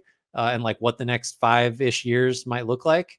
Bucks, as we're recording, are 1-4. They've got some bad losses against some teams that they shouldn't be losing to and that aren't even healthy. That Memphis loss on, I guess, last night being one of those. It's just rough. Like Middleton's supposed to come back as we're recording this today, November 1st. That just doesn't seem like the cure all that it would need to be. It's rough. Like Giannis has been super productive, but he's playing differently. Maybe you can touch on that. Lopez is looking older. Dame has been, good enough, I guess. But then you've got a bunch of minimum guys that are playing huge roles, and as valuable as Gary Trent is for like what he's being paid, it's still the case that like he's too important. The Doc Rivers of it all, like that's just, I don't know. It's hard to be enthused right now. I know we're doing overreactions, but like it's not good for the Bucks at the moment in a way that feels kind of real. Yeah, I mean, and we did, I did a deeper dive on this in response to the report, so you can go check out that on one of the previous episodes. But Giannis, and I think he was not the problem against the Grizzlies when they just got absolutely trucked. But really the problem, it's not him, right? It's like he's culpable in the sense like he's playing too differently, and I wondered how much that was. Is this an active decision by him or the coaching staff? Is it a response to Chris Middleton being out? But like he shouldn't be dribbling or initiating as much. The number of his baskets that were self-created were way up from last year. More of them are coming off of just like 3 to 6 plus dribbles at that point. And you don't want that from Giannis, especially if you're operating in the half court a majority of the time. I think what that was somewhat troubling to me. I think what is a bigger deal still is just they look old. They can look slow, especially on like, cause you could talk yourself into saying, okay, you know what? Gary Trent Jr. is going to shoot better from 3. He's not going to be sub 30% forever. Same with Brook Lopez. Bobby Portis has been bad. You could talk him like his value is on offense though. So if he's not really playing well on there, what is he giving you elsewhere? Not a ton. So I guess you could talk yourself into saying, you know what? The offense is just going to be fine. It'll eventually, can it be at the peak of what it should be when you look at the personnel? No. Is it going to be 24th? Also, no. Could it be 10th still by the end of the year? Middleton coming back, sure. Defensively, man, though, this team, they are getting like blitzed at points in transition again. And it's a lot of it is kind of they're doing a better job of getting back. But like sometimes they're just letting teams operate in semi-transition after they're making shots. And so it's like, oh, they're not getting back or they're not as locked in. The team, you look at them and their defensive rebounding rate has been 8th this year. So that's fine. But like they're not forcing turnovers on defense at all. I guess they're not fouling a ton particularly, but the ball containment, when you watch them at least, feels like it's been kind of sort of a major issue once again. So you look at them and it's okay. They have NBA players, but the depth on defense clearly isn't there. And when you combine that with what is happening to them on offense, because you look at a lot of these guys who are just not playing up to snuff or they're missing shots or how hard it looks like, Giannis, if we remove the blame from him, he should not have to be working as hard as he is for the shots that he's been taking. So whether that's by choice or by design out of what they view as necessity, I don't know. But just having Dame on this team, that should not be the case in general either. And so you're dealing with this offensive awkwardness and you don't have margin for error there because your defense just, I guess, was not built to be good in the first place is how you would frame it, which is fair because they struggled there last year. They got a little bit better, but you just add Gary Trent Jr. and DeLon Wright and Taurean Prince. It's not like you overhauled your defense. And Brook Lopez, I still think is valuable there, but he's a year older. Giannis is a year older. Dame is a year older, which is going to hurt your ball containment. So it's really just sort of all over the place for me. I think I buy into this idea, though. I don't think Giannis will request a trade midseason. That would honestly shock me. So I don't know that we've reached that level of dire just yet. But I think you look at this and the fact that their set defense is, I think their set defense is 27th in points allowed per possession, which is inexcusable. I look at it and I say, the sky is falling feels like a proper response to their body language, the struggles, and just knowing that, do you think Chris Middleton comes in and even if they wind up having the 7th best offense in the league, is that better to offset and say some of these players shoot better? Like, how much of their struggles do you look at right now to attribute to, the offense just really hasn't been good enough? No, not many. I do think if you look at the statistical profile, it is that of an old, slow team. And like and that's contributing to them losing the possession battle like pretty badly. They're dead last in offensive rebounding.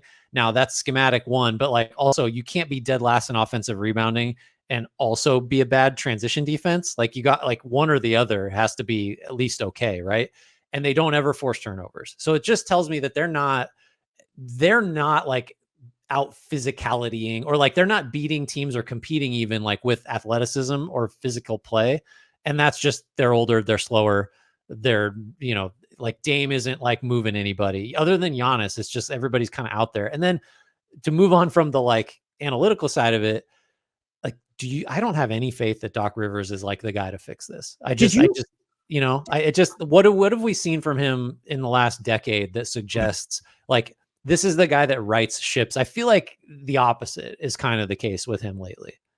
Right. And I would also say too, that I think people might point out that the Bucks are not playing like too slower relative to the league average. They're 11th. That's still slower than last year. And like when that's supposed to be part of your identity. But I was going to ask you, did you see, and apologies if you mentioned this, did you see in that report from Bill Ryder that apparently Doc Rivers has become like assumed more power in the decision? Did you mention that? I apologize. No, but I saw that. I didn't mention it. I mean, that's a emergency. Like that's a problem. The report kind of said that he will make the decision of what happens with the team after 20 games. I do not, if he is in power to decide whether Giannis stays or goes, just the Bucks franchise should be deleted from existence at that point, or the owner should at least be forced to sell, because that is mind-meltingly fucking stupid. I mean, this is a gross oversimplification, but their record is worse with him than with Adrian Griffin, like by a lot. And like Adrian Griffin was not doing a good job. Like, so what do we call this? I mean, I'm not immediately the concern level for this team is high when you're looking at the performance on the court, looking at the off court, the rumors. And I think it's more so the vultures and the lusting that's happening outside of Milwaukee. Do you assign any urgency or concern to actually that? Or do you just think it's more likely if anything along those lines happens, it's so much more of an off-season thing? I mean, if you just erase the particulars, and I presented you with the following situation of this team there's a team that won a title a few years ago, has a great player who's getting older. It's a small market team. The core around him has gotten old. There's no flexibility. The coach is doing a bad job. Nobody thinks he's the answer. There's a possibility this star might ask out sooner than later. What do you think the right thing to do is? You would say start looking at trades, right? Like that's what you would do if you didn't know it was Giannis and the Bucks and whatever else. So like, I think you're right that the offseason is probably more likely, but like these things can accelerate real fast. And like it could get to a point where it is in fact like the objectively correct decision to start shopping Giannis. Like that, you don't do that after, one win in your first 5 games, but the longer this goes and the less light there is at the end of the tunnel, the more it's just like the responsible choice to start being proactive about it. Again, this is the Trae Young situation. Giannis will get you more than Trae Young. If you're not getting your own picks back, that's why when I was recording solo, I named New Orleans as kind of a nice dark horse, because if they offered you control of 26 and 27 back, and then other stuff, they have other first to give. They have, I mean, maybe, and if the Bucks still want to be good, Brandon Ingram is probably a key salary in that deal. But like, if you're not getting control of your own picks back, what is the value? You would have to still want to be good. So I do think there are teams with Trae Young. I would be shocked if a team gave up a current all-star or someone on that trajectory. With Giannis, let's use OKC as an example. I don't think I would be able to pull the trigger here, but like, you could envision OKC talking themselves into, we'll give you J-Dub if it means getting Giannis. Yeah. No, I think that's right. I just like, you zoom all the way out and like, Giannis has been there for his whole career. He's not going to finish his career there. Like almost nobody does. And so like, this is happening eventually. It becomes a question of like, when's the smartest time for Milwaukee to just lean into what has to happen? I don't know if that's this year. I am up next with the Minnesota Timberwolves. My take is overreaction. If you put 2024, 2025 Anthony Edwards on the 2015 Rockets, those Houston Rockets win the championship. So Anthony Edwards over James Harden on that Rockets team. This is just, he's taken 53% of his shots from 3-point range right now. James Harden, I think, has done that once in his career, and I don't even know if it was ever on the Houston Rockets. But like, this is a wholesale shift in the way that Anthony Edwards is playing. I still think his life is made too difficult at points for the Timberwolves, who they're another team where I don't have a decided feel for them, because I feel like I'm kind of changing my opinion and outlook for them by the possession. But this version of Anthony Edwards is absolutely terrifying. 13.3 3-point attempts per game. That's a lot for a guy that is still most dangerous going downhill. You'd like to see the free throws up, I guess. That's the trade-off, right? It's like, oh, we love it. He's getting threes up. That's awesome. Someone that athletic needs to get more than 6 free throw attempts a game, which is basically where he's at now and where he was last year. I still like it. I still like it's like you might as well get those threes up. He's been awesome. I just like does the shot diet change for him like ease any of the concerns you have about Minnesota's offense as a whole and like just the lack of playmaking besides him? I mean, this is a team that like the defense will be fine. It sort of has to be based on how good it was last year. And it's just an offensive question. How does his change like make you feel one way or the other about the offense? I do wonder if because he was taking like some of the 3-point volume was going to come from the rim volume, but the fact that it's also come, like you're looking at the overall change where it's okay, he's down to, what is he down on his mid-range frequency? He dropped that by 11 percentage points, the share of his shots. I think I feel comfortable with it because I also view it as like when you go dig into, okay, well, how is he playing independent of when there's not like Julius Randle and Gobert on the court at the same time? Like that's an opportunity for him to then be more aggressive, get downhill, and there should be more room to operate. And I don't think Julius Randle has played particularly terribly, but I think that they're trying to, and a lot of this too is Dante DiVincenzo still shooting sub 30% from three. I doubt that hold. Jaden McDaniels, by the way, doing his best sub 20% impression.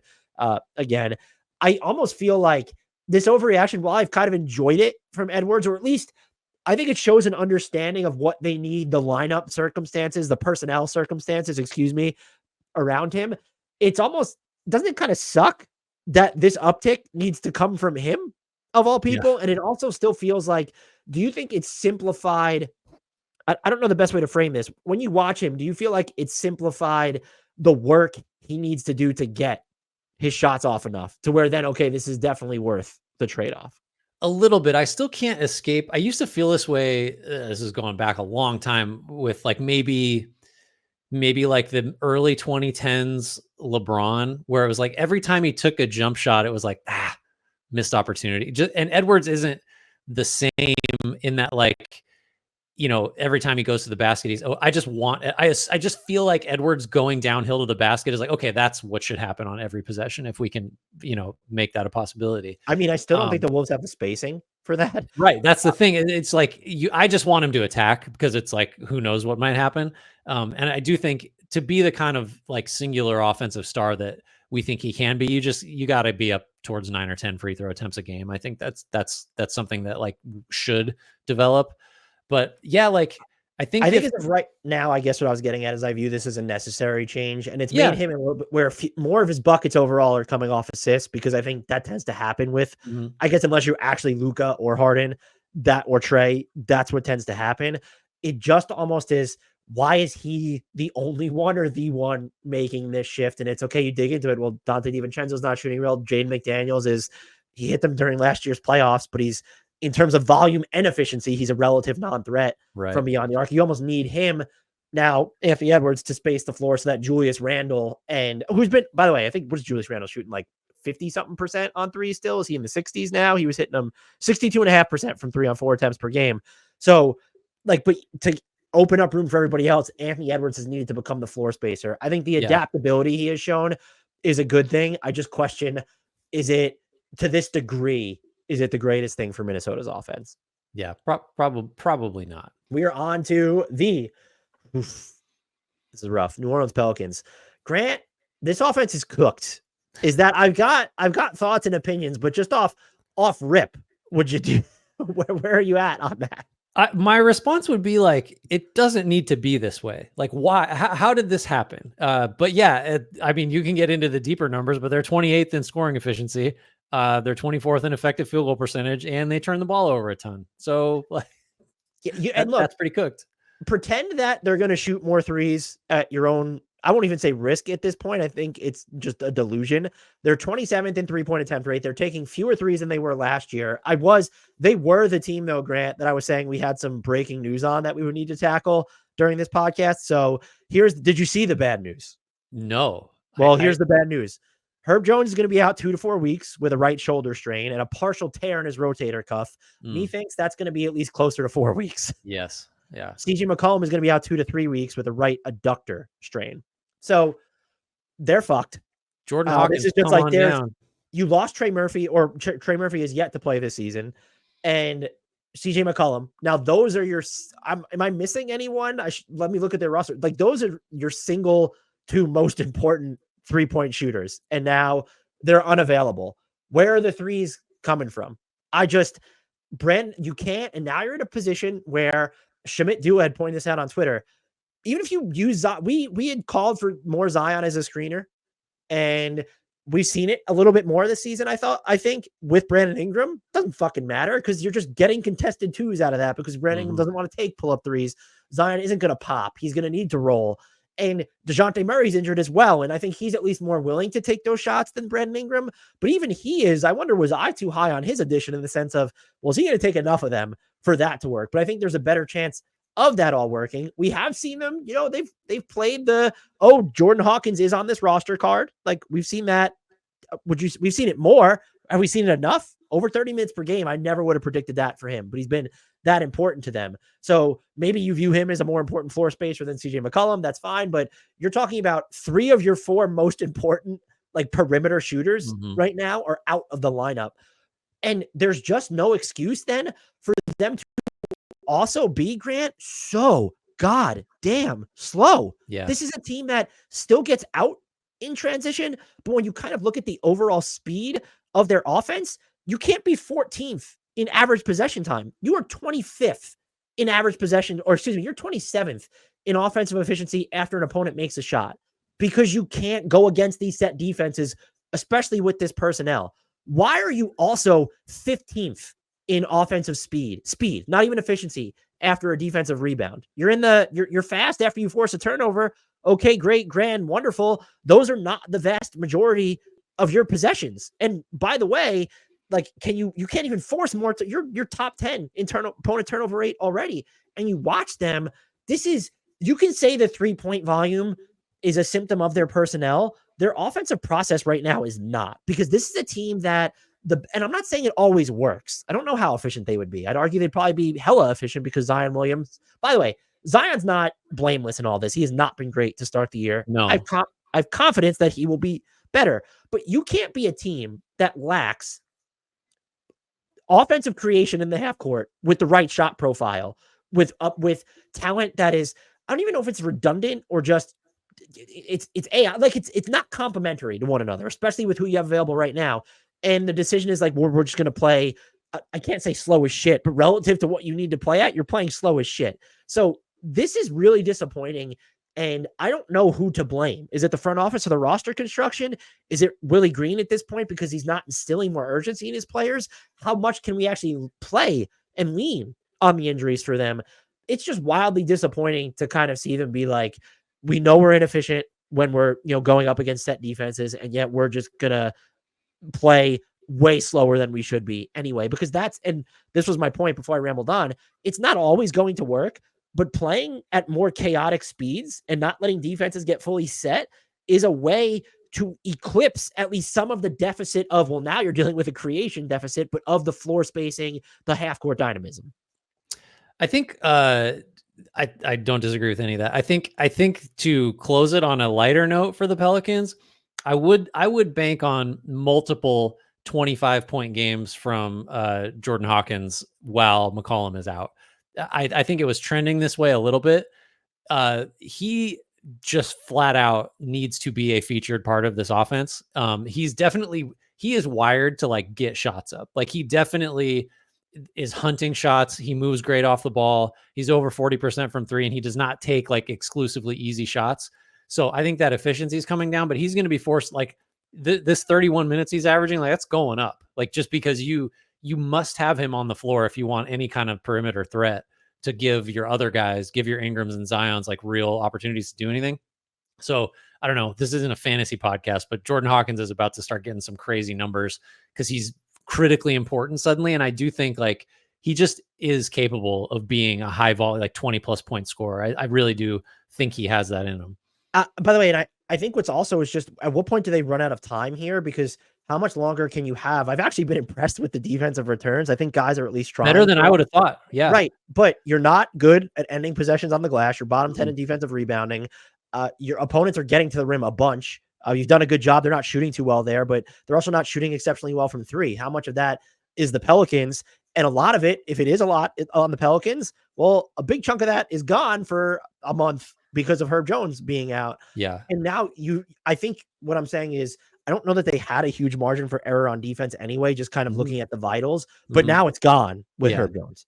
And as all the nice things I just said about Jordan Hawkins, he's going to get targeted every possession on defense. Like he just is too thin, doesn't have the size. Like he's a go at that guy right now, and that's gonna like contrast that with Herb Jones, who's like the last guy you ever go at. That's going to be rough, basically swapping those minutes. What do you think is more likely? I guess statistically, it's always what the second option here will be, but they make a trade or Willie Green gets fired midseason. Well, I mean, that's pretty close. Like I was going to ask you earlier, is like, do we just is the lever they pull Willie Green? I don't think that'll be fair. I think it's probably a trade because like even if Willie Green has had some heat before, you just like it's injuries right now. Like injuries are the cover Always for not injuries firing with him. this team, though. Yeah, that's true. Our next team, not exactly healthy either, in case anybody cares. New York Knicks. They are your New York Knicks this time, though, Grant. Make me proud. Dan, they've already lost the cat trade. Already. Yeah, that's it. Let's it's move done. on. Adjudicated. I appreciate your boldness. He had the 44-point night. I was going to say, I appreciate your boldness sticking with this after he dropped the 40 burger. Well, we are overreacting, but we can't overreact to the other way to one game. I mean, it's a standard case. Like the 44 counts, like that was that's what you need. That's what you want. I think it was 17 to 25. Like just getting that kind of shot volume is huge for the Knicks offense because it just can't be Brunson all the time every night.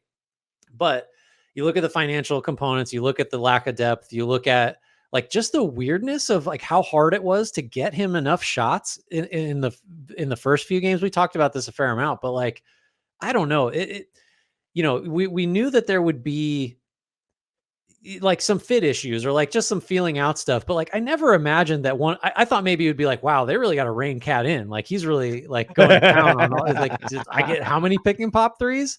It's been the opposite where finally they got some volume, but like before that it was just like, what is he doing out there? Like how is this not turning into 12 3-point attempts per game?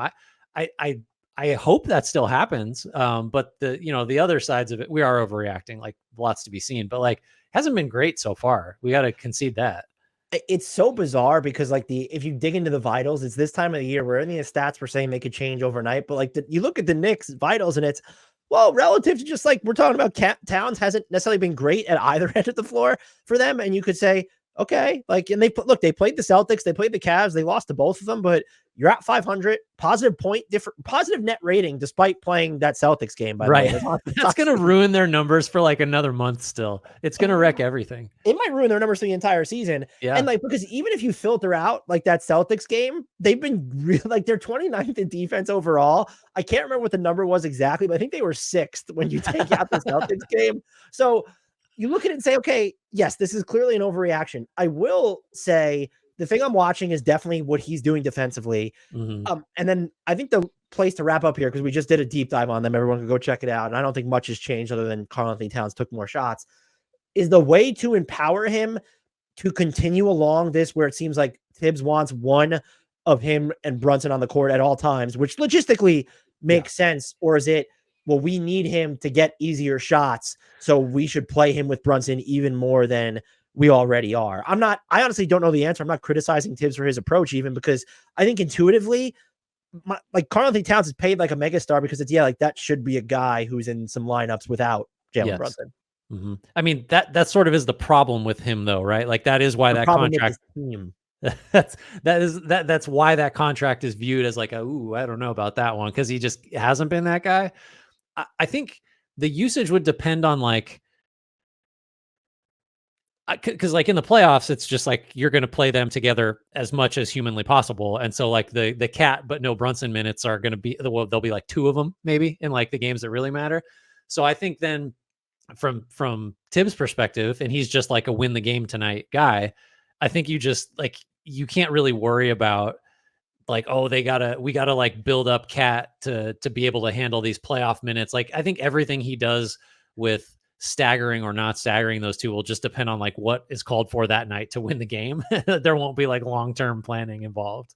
I have a question for you. I want it to be a quick one, and it's not really a serious one. And there'd have to be like 8 teams involved because of the salary cap situations. I feel a If you have trade the opportunity right now, all you're giving up, Mikal Bridges and Karl Anthony Towns, and you're getting back Giannis Antetokounmpo, and there's some other rotation players sprinkled. I'm not talking another star. If you're the Knicks and you could change out those 2 players, like basically undo like these 2 mega transactions and trade for Giannis, what would you do? So I'm just like, I know you said a short answer. So I still have Brunson, OG, Giannis, Deuce. 5-out spacing has gone out the window at this point. Yeah, you're a really different team. Mitchell Robinson's still here, I guess. I do it. Why not? Do you do it?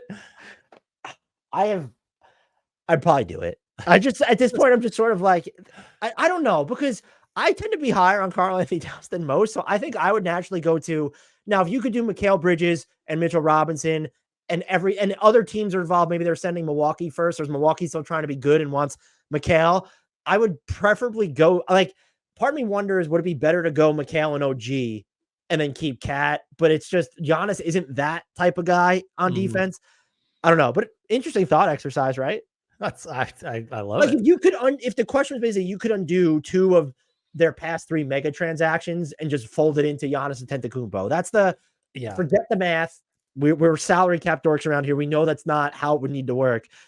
I think it's an interesting discussion to have. Yeah. I would say the one I would absolutely say no to, because I don't think you'd be good enough, is Mikal and OG. Like, one of those guys would still need to be on this team at the end. I think so. Yeah, I think that's right. We are on to this is going to be fun, Grant. The Oklahoma City Thunder. Grant, this is the best defense of all time. True or false? I'm going to say false. That can't be right. So, I mean, the season still hasn't ended, but it's actually true. As of right now, they would be tied for the lowest defensive rating in NBA history with the Washington Bullets.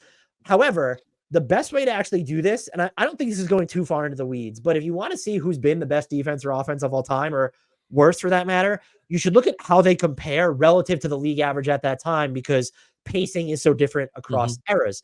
And so we call that adjusted defensive rating, which is just basically you're going to take the league average defensive rating, divide it by the actual teams, like the team's actual defensive rating, and then multiply it by 100. So when you do that with the Oklahoma City, so by the way, in this course, the higher defensive like number is better. Their adjusted defensive rating, the Oklahoma City Thunder right now, 123.54. The best defense of all time, Mr. Grant Hughes, adjusted defensive rating of all time, comes from the 1963 to 1964 Boston Celtics. They had an adjusted defensive rating of 112.89. So let's just round 123.5 to 112.9. That's not even close right now. Again, so few games into the season, I just wouldn't rule out the possibility that they wind up having statistically the best defense of all time. They are forcing, you know how good they are on defense, Grant? They're getting hurt because they're playing too many garbage time minutes at the moment, because they're forcing turnovers when all their best players are on the court like crazy. But you look at their overall turnover rate, it's only top 35 of all time, but it's so much lower than their non-garbage time turnover rate, which is they're forcing turnovers on more than 20% of their possessions. They are all versatility and aggressiveness and smarts and limbs, and they don't even have good, like their best defensive rebounder on the team, who is Isaiah Hartenstein, is yet to play. And so they're still susceptible to, if you're going to go up against kind of burlier bigs, they are missing.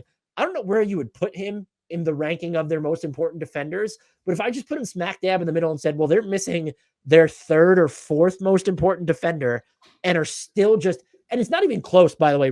Like, you can't say this is the best defense in the league and have that be bold. That's an understatement at this point. Yeah. This team has the chance to be so statistically dominant relative to the field, relative to the era that we're in. I don't think we have fully appreciated it yet. And like the numbers are super persuasive. It's just like, and even if you just look at the raw numbers, a defensive rating in non-garbage time of 92.5 is like, what's the next best one, Grant? Well, it's yours and my Golden State Warriors at 97.9, which would have led the league last year by like 1 trillion points, by the way. Way better than Minnesota. But yeah, the raw number is insane. And then just like I don't, whatever catch-all you want to use. I always kind of default to EPM. I think Hartenstein and Caruso were both in the top 5, and the Thunder defense was 4th in the league last year. And you just throw those two guys into it, and it's like, well, yeah, like and Hartenstein hasn't even played, but just like, and anecdotally, there's nowhere to pick at. Like if they have anything close, like, if you put Isaiah Joe or like what, there's guys they will play that you could like, oh, good, there's someone we can sort of go at. But when this team is even close to fully healthy, I just don't know, like, who are you attacking? Like it's really the predatory stuff goes the other way. It's like Alex Caruso is like attacking his matchup, and like Lou Dort is like physically attacking the guy that has the ball. Like the dynamic, this defense is so good, it like flips the dynamic of like who's actually trying to attack the other. They're like, you can, because I don't know, this isn't the easiest thing to do, but like if you're an offensive player, no matter how good you are, it's, well, let me just get off the ball and then someone else can go after someone. You can't even. There's nowhere to go. Finding that matchup, it's about, can I even get rid of the ball for us to be put in any sort of advantage? And you can't. Now, we do have to play the devil's advocate front here. Opponents are shooting 50% at the rim. They're shooting 29% from 3. I think that's like the best mark in the league in both. No, excuse me. They're only 2nd in 3-point defense. So they suck. I mean, let's move on. But what I will say is the fact that like I will say there was probably noise in the 3-point. There's always, I'm sure there'll be a Thunder fan or 20 in the, well, no, like they actually do. No, there's like, always noise. There's always noise in 3-point defense. The rim defense, do I expect it to be a 50% all season? Holy hell no. Yeah. But I think you could argue that they don't have what could maybe be their best. Like we're talking standstill verticality. Like Chet Holmgren is more of a dynamic rim protector. Yes, he's better, but if Isaiah Hartenstein, like he's your second best rim protector. Like you're playing without really another big at this point when you look at the injury to Jay Will. So I want to leave the door open that even if you don't think, if you're going to say, no, I'm not comfortable with too many of these guys don't play enough, or they're not stars, or I'm not going to remember, they're not going to be Hall of Famers. If you want to go that route, that's fine. I believe that this is my overreaction. I believe this team has a case to finish the season with, statistically, what is the best defense relative to the league average in NBA history.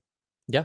I mean, this is an overreaction because that's what we're doing, but that so far is the one that's like actually the hardest to like.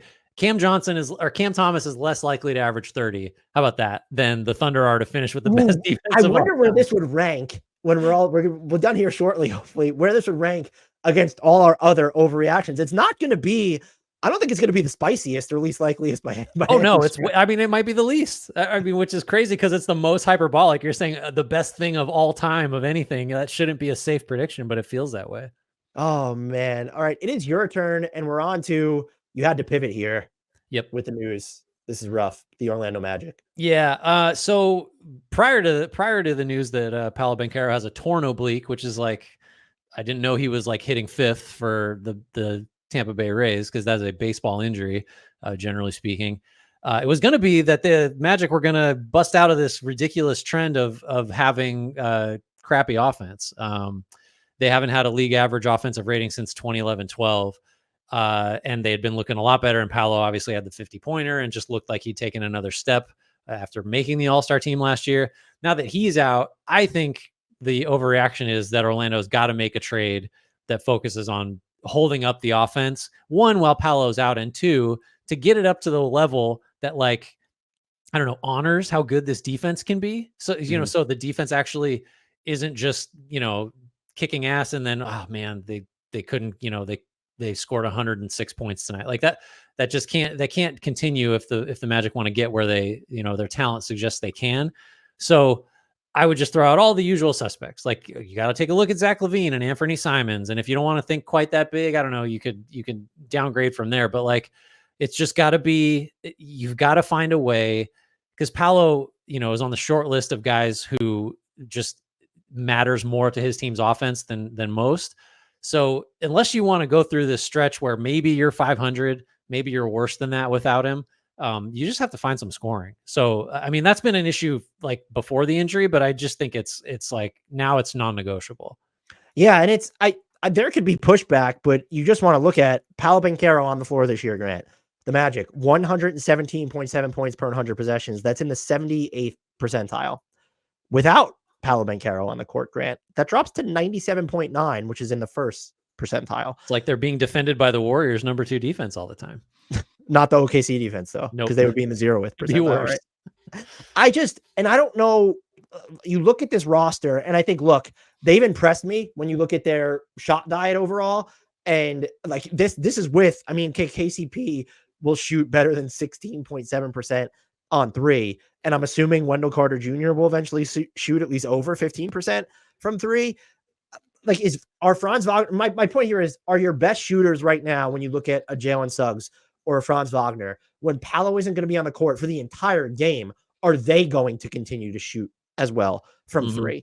And so where are you going to make up some of these made 3-pointers? Maybe it normalizes to where it's just at right now because Kentavious Caldwell-Pope makes more of his shots, but that's going to be a concern. I think even more than that is, even if you think Jalen Suggs and Franz Wagner are ready to shoulder more of the creation, like, are Anthony Black, who's impressed this year, hit a game-winning 3, shout out Anthony Black, and Cole Anthony, like, is that enough? Just second, like, just those 4 players are now your, I don't even want to say your best. Are they your only initiators? Who am I missing? And no, I was going to say, like, the shooting is an issue, but the shot creation and playmaking was a bigger issue before Paolo got hurt, right? Like, I think you're focused on exactly the right thing. More and Wendell Carter Jr. at the elbows now. Is that what? Maybe this is just Anthony Black now. Like, because he's looked impressive and so far, certainly relative to last year. And what is he averaging? He's second behind Paolo in assists per game, and he's playing 25 minutes. Like, he's not, out there a ton. Like, maybe this is just where, I don't know, we get an answer, or we get a much clearer indicator of, like, how big of a role can Anthony Black have in this offense than we've had to this point. I'm not saying it's like, well, we're going to find out for sure if he justifies the pick that they used on him, but it's like, I think we're going to get a lot of information. I hope we get a lot of information, because I'm very curious to see, is Anthony Black more than, like, got length, good defender, maybe down the line, connective passer, jump shots definitely better than, like, standstill jumpers definitely better than we thought. Can we see if, like, okay, let's maybe stretch some of that and see what else might be there. I don't know. If you're looking for, like, the glass half full, that's it. Well, I'm also hoping, and by the way, he's not been efficient as a pick and roll scorer this year, 0.7 possessions. And that's accounted for a larger share. When I'm watching the Magic, I didn't feel that he was doing that as much as he is. I'm hoping we will see, because a way to maybe alleviate some of the pressure would be, let's uncork Jet Howard more and really try and, like, put pressure on defenses away from the ball. Might be the way to go. Yeah. We can't even spend much time on, because what is the opinion of the Sixers other than things suck? The world sucks. It's ending. The overreaction to what we've seen thus far is Caleb Martin and Andre Drummond will start in more games than Joel Embiid and Paul George. And look, we have another little breaking news tidbits.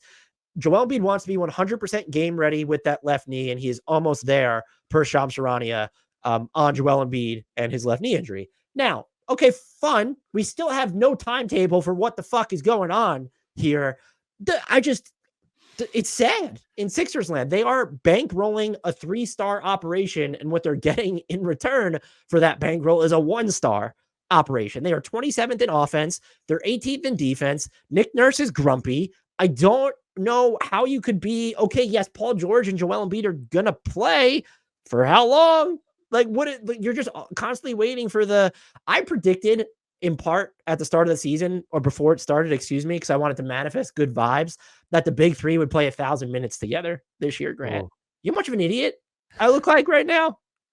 Well, I was just kind of trying to think, like, because it's an overreaction, I know, but okay, so how many games do I think, we'll just confine it to Embiid to keep it simple. Like, is it actually possible that Andre Drummond's going to start more games than him? And, like, you get a little ways into the, let's really break it down. It's like, oh, he might. Like, that really, it's like, so let's say Embiid is back. He misses the first, 10 games? Let's say he comes back in game 11. Maybe that's conservative. I don't know. He's not going to play back-to-back. So that's, I don't know how many back-to-back teams have. Let's knock off like 6 or 7 more there. So we're approaching 20 missed games as it is. And then, okay, so is he going to be just fully healthy, available for every single other game that's not a back-to-back the rest of the year? Of course not. So now it's like, well, Drummond needs to start like 50 games. Actually, does Drummond just need to start 40 games and he will start more than Embiid. Like, not out of the question. So yeah, it's an overreaction, but like it's based on what's happened so far, you actually do have to start thinking about it and wondering if like, oh my God, is that going to be right? And I do have to amend comments I said when we were doing the news thing. It does seem like the Sixers were fined publicly for saying that Joel Embiid wasn't going to play in back-to-backs. And so in a way, they were almost giving fans a heads up when he wouldn't be playing. And I took it the other way. But yeah, can we move on? I'm sad. Yes. The Orlando and Philly back-to-back is super tough. I seized that from you. I'm really sorry. Phoenix is technically mine, even though I stole the Sixers from you. Mike Budenholzer, like Frank Vogel before him, is potentially probably going to play Kevin Durant to literal, actual, likely, irreversible death. Grant, thoughts? Seems pretty rational to me. It's an overreaction, but here's my thing. And I get it. It's still early, but I don't want to hear.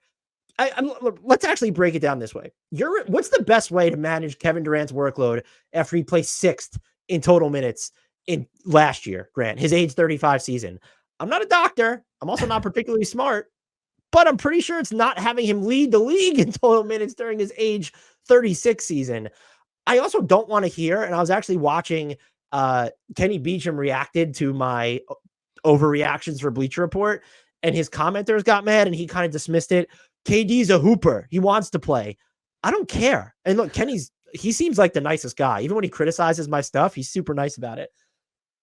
Fuck that sentiment. It's awesome that Kevin Durant wants to hoop, but it sucks that you're so small in the front court that you're so reliant on him. And then also kind of the subplot of this year, and I don't know if it's a subplot because I'm sure that Suns fans are just like enraged.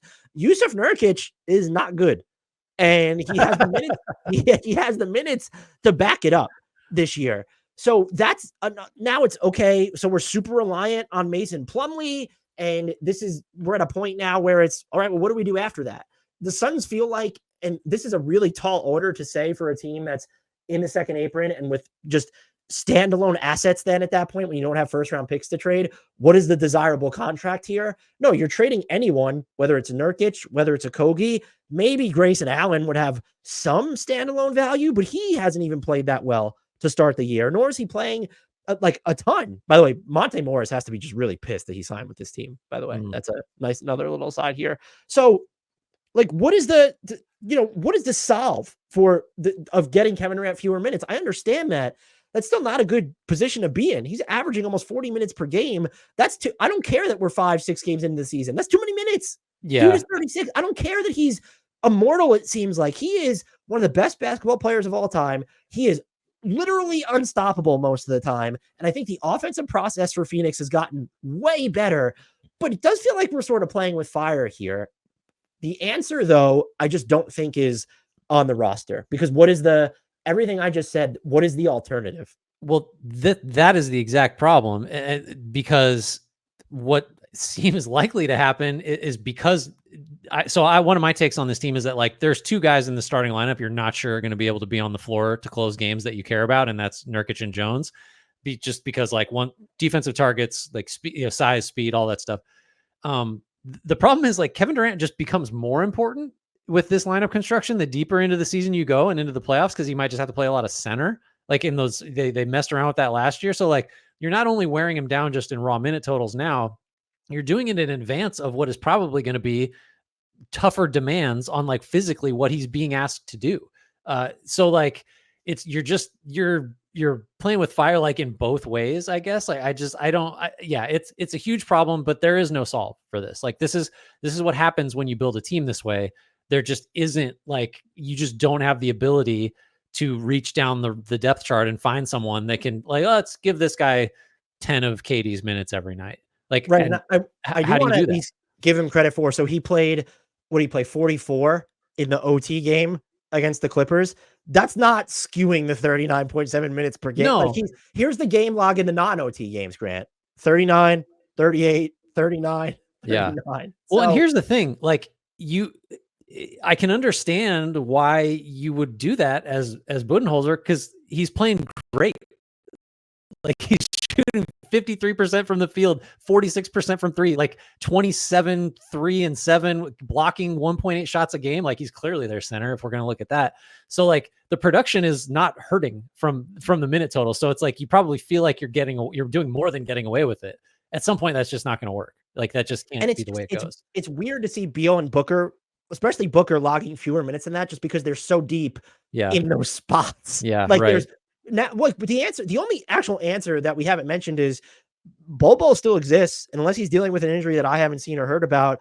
Do you just dust him off and say, "Here, take 5 of KD's minutes per game. We're going to lose those minutes, and we'll figure." Like I don't know what to do. I mean, more Grayson Allen, more Ryan Dunn, I guess. Like still though, I think the bigger issue is just like they can't trust Nurkic to play playoff games, like big minutes in playoff games. And so like it ain't going to be Plumlee. So it might just be Durant playing small ball 5. And like, you can't just beat the crap out of him for 6 months and then expect him to do that.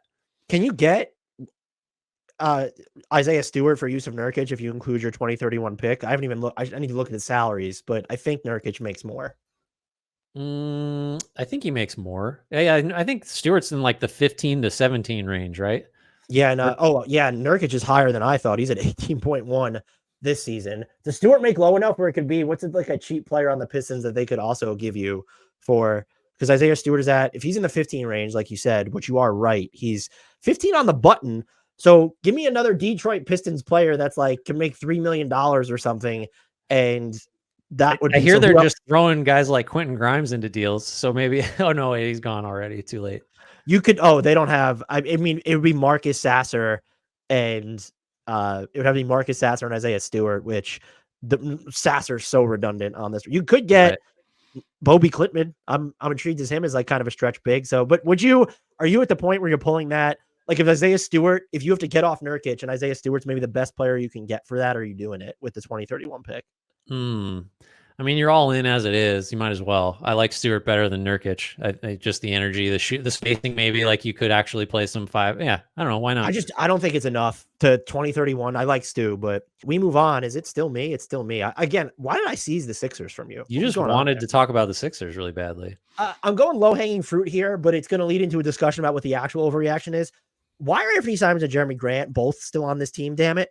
My thought process here is, all right, you got Scoot coming off the bench, fine. He's looked way better, which is part of this. The fact that he looks way better is okay. Shaedon Sharpe is out, and we're still not putting Scoot with the starters. He didn't start his last game. I didn't watch the last Blazers game, so I don't think he started, did he? Anyway, he's looked better, and I'm so glad that you gave up 2 first-round picks in Malcolm Brogdon just to make Denny Avdia a smaller part of your offense, which is if you're not going to just not play, and that's with Matisse Thybulle injured, by the way. So if you're just not going to play, unless you don't want to play Toumani Camara, who I think has more long-term value to you than Jeremy Grant at this point, just because he's 24 years old. What are we doing here? So you could even make the case that I guess because they're so injured up front, but why isn't Donovan Clingan playing more? I know he's a rookie, but isn't this a team that, you're you have the timeline to play a rookie? And I think, look, Sharpe is injured, but you are now this is year 2 of your complete, just start over. But we're talking about, you have 3 of the past top 7 overall picks. None of them are starting for you. And none of them are averaging only one of them is averaging more than 25 minutes per game. Only one of them is averaging more than 15 minutes per game for you right now, because Shaedon Sharpe hasn't played. That's too we can't dismiss the Shaedon Sharpe injury. But what is going on here? And I understand the theory of the Denny Avdia trade. I understood it, and now I'm understanding it even less. And I think it was debatable, is what I'm getting at, is that there was not an ironclad logic to the Denny Avdia trade. And that's why I come back to, I think both Jeremy Grant and Anthony Simons are good players. I think Simons holds kind of an outsized importance because of he's not hitting his threes right now, but just the volume he takes them and his ability to take them. Although Grant is getting them up this year too. They hold outsized importance if you're trying to streamline the development of others. But I think the Blazers have gone too far in the direction of, let's have these proven players here and give them minutes. And just the way Denny Avdia has looked this season offensively inside what they've assembled, I don't get it. This was always going to be the push and pull with this team, right? We knew this was the dynamic. We knew that they had sort of 2 different teams on the same roster, and that like I guess the thought would have been, well, they'll just well, actually, we had a fun conversation about like what if the veterans on this team are good enough to where they are just pushing for a play-in spot, which like I don't know, maybe, but I think we are correct to typically just err on the side of like when you have these two different timelines operating simultaneously, you just got to trade the older one. And just because like you just can't like what's the scenario where you sort of maintain the status quo and end up in a good place, right? Like I just don't I guess the argument is you keep the veterans around so it is easier for Scoot to like maximize his potential and same with Klingon, although it's a harder case to make with Klingon because just get guys out of his way and let him learn. But like that's not appealing to me. I think you're kind of in the same boat where it's just like the second you have, as good of an offer as you think you're going to get on Grant, on Simons, on Tybal, on like go down the list, just pull the trigger and like get this team more sensibly organized around like a common age range, I guess. But yeah, I don't have an answer to your overreaction question. I don't know why they're still on the roster. It's honestly probably not a big enough overreaction. And two, I actually saw the close of Clippers Blazers. That the Blazers won, by the way, so maybe weird to record this after that, but Scoot did not start. I didn't see the beginning of that game. No, yeah, they've started the same 5 guys every game. I mean, Avdia, Kamara, Ayton, Grant, and Simons. Kamara's like in the middle of the two timeline because he's good now and is a role player, but like he's still young enough to where it makes sense as like a major complementary piece of a team built around Scoot and Sharp and Klingon. So I don't know. Don't trade him is what I would say. I guess when you look at that lineup, do you think that it's been good enough or insulated, like what bringing Scoot off the like or Scoot been maximized coming off the bench enough to say like, hey, we need to stick with this lineup that's getting blitzed by 9 points per 100 possessions and can't score. Like they just can't score. It's hard because like we like devalue guys that produce off the bench because it's like, oh, they're going against backups. But at the same time, you want Scoot to have like I don't know. It depends on like how much do you want to have Scoot develop in like a trial by fire scenario? Because that kind of was what happened last year and it didn't go great. So like I understand the bench, coming off the bench and like just getting a rhythm and going against easier competition. But like I don't think you can go through the whole season doing that, right? Like shitty starting lineup metrics notwithstanding, like I don't think that seems like an irrational way to approach his development. You can't just be like, oh, he's a reserve guard. Like we've decided that. I also don't think can you make the argument that they're trying to showcase, let's say 3 of the guys that are in the starting lineup right now for trade? Yeah. I mean, they ought to be, right? Like that would be what you should do but who knows? We're still with me. Is this the run where there's too many West teams? You got a couple more here. You didn't have to do any of this at the beginning. You're so lucky. Sacramento Kings, Keon Ellis slept with a close personal friend of head coach Mike Brown and then never called them. Am I overreacting, do you think? I think in the search for explanations, that's not the craziest one you could come up with. Mike Brown did come out, and I appreciate the candor, said Keon Ellis's role is going to be situational, which, look, Kevin Huerter has played well this season. I think not only has he shot the ball better, I think that his defense overall has been better. And so if he's going to be the more dangerous shot maker and not kill you on defense, which, by the way, through their first few games, they are 9th in defense and 6th in offense. It's resulted in a 500 record though. So we don't need to celebrate it. I just think when you look at how much their top guys have played, something kind of has to give here to why is Keon Ellis yet to even top.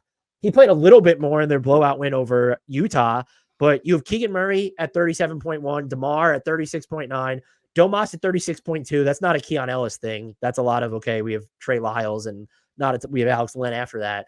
And then De'Aaron Fox at 36.1. You have Kevin Huerter at 26.5, Malik Monk at 24.7.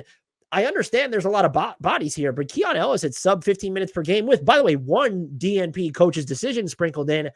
I don't love it because I think they need the defensive playmaking and peskiness he brings, and they're probably going to offset a little bit of their offense by doing that. And he has not looked like, I thought he had a little bit more on ball wiggle and shake to him. He's never going to explore that on this team. But he isn't shooting the 3-ball well. He hasn't taken a ton of them because he's barely played. So I understand, but I'm almost just kind of looking at this and saying, you have the Kings of all teams kind of knowing how banged up, even when your guys are going to play, they can be by year's end.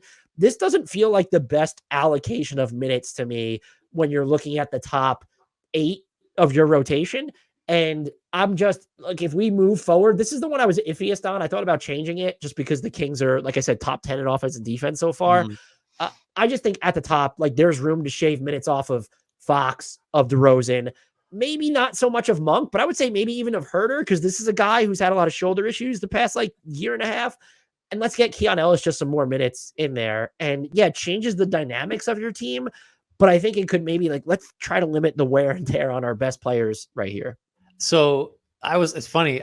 I was talking to a Kings season ticket holder, multi-year season ticket holder this morning. And I specifically asked your him, wife. Yeah, right. Yeah, the marriage would be over. I asked him like, so like, why is Herter playing so much? Like, are you, and then like, I'm fishing for him to be like, yeah, I can't believe it. I thought Ellis would, I stupidly and conceitedly thought like what we had been saying about Ellis and how important he is to balance out an offense leaning team. Like, I thought everybody would think that like, well, yeah, Ellis should be playing more. But he was like, no, I mean like Herter moves great off the ball. The defense is afraid of him. Like he can do something with it if he gets closed out on. And like, he's just a better, more versatile shooter, paraphrasing, but that was the gist of it.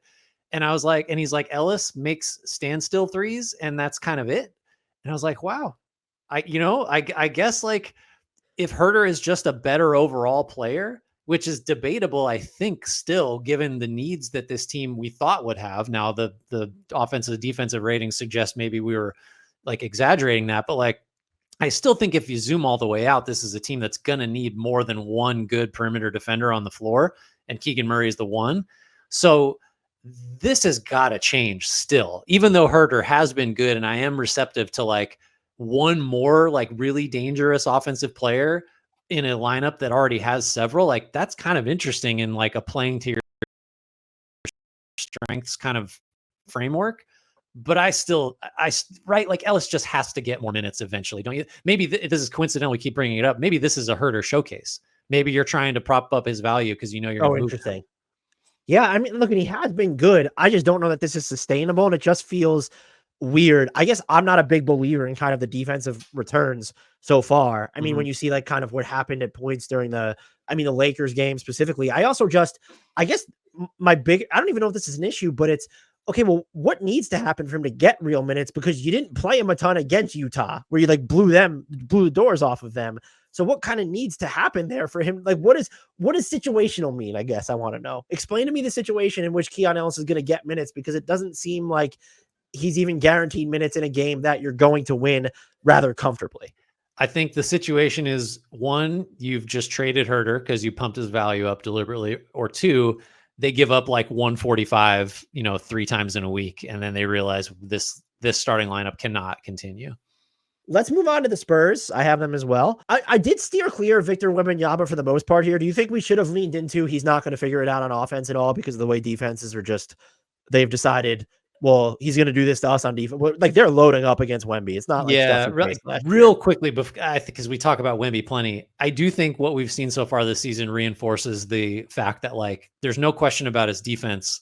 It's still really hard to figure out like how you should use this guy offensively. Like I really still am less sure about that than I've ever been. And part of that's how defenses are playing him, but part of that's just like the size and skill set and like the types of players that teams are guarding him with. I don't know what to do with him on offense.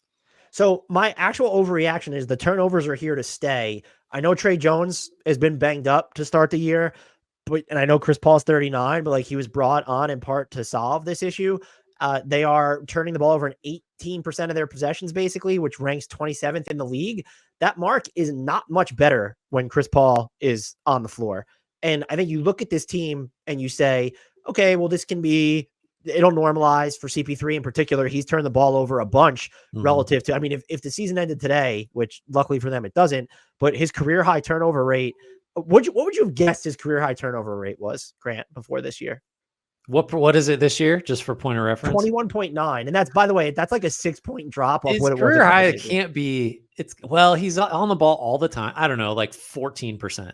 It's 15.8, and he's only been above 14 twice. Okay. So again, that's definitely a symptom of the personnel, of poor spacing, of having to experiment. I've seen some people were getting mad at like points where it looks like Wemby and CP3 are off the court together, and they're not going to love that.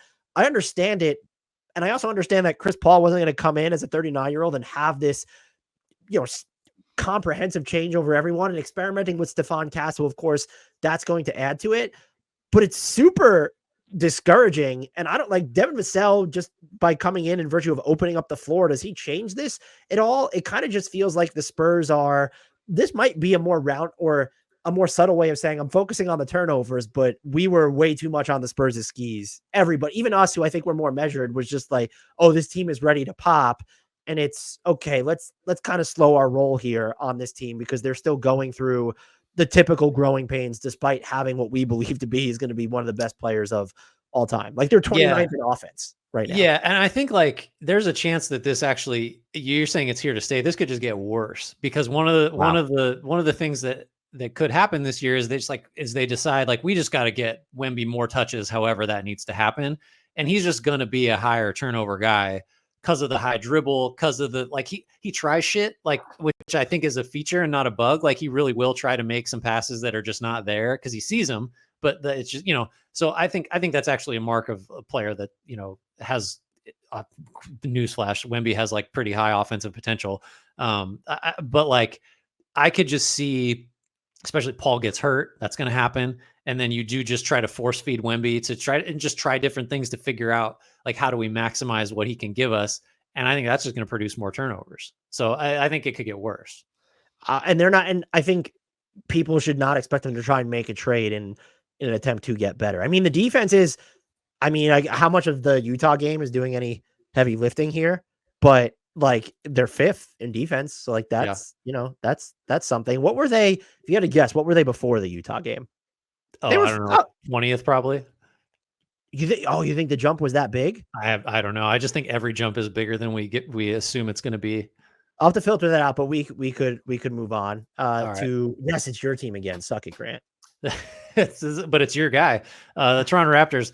RJ Barrett is the second most important player to the Toronto Raptors future. That's pretty hot takey. Here's the gist of it. Scotty Barnes is one, obviously, even though he got his face broke recently, so that's going to cost him 3 to 4 weeks, I think, or is that 3 to 4 weeks and then reevaluated? Anyway, he's out, fractured orbital, not great.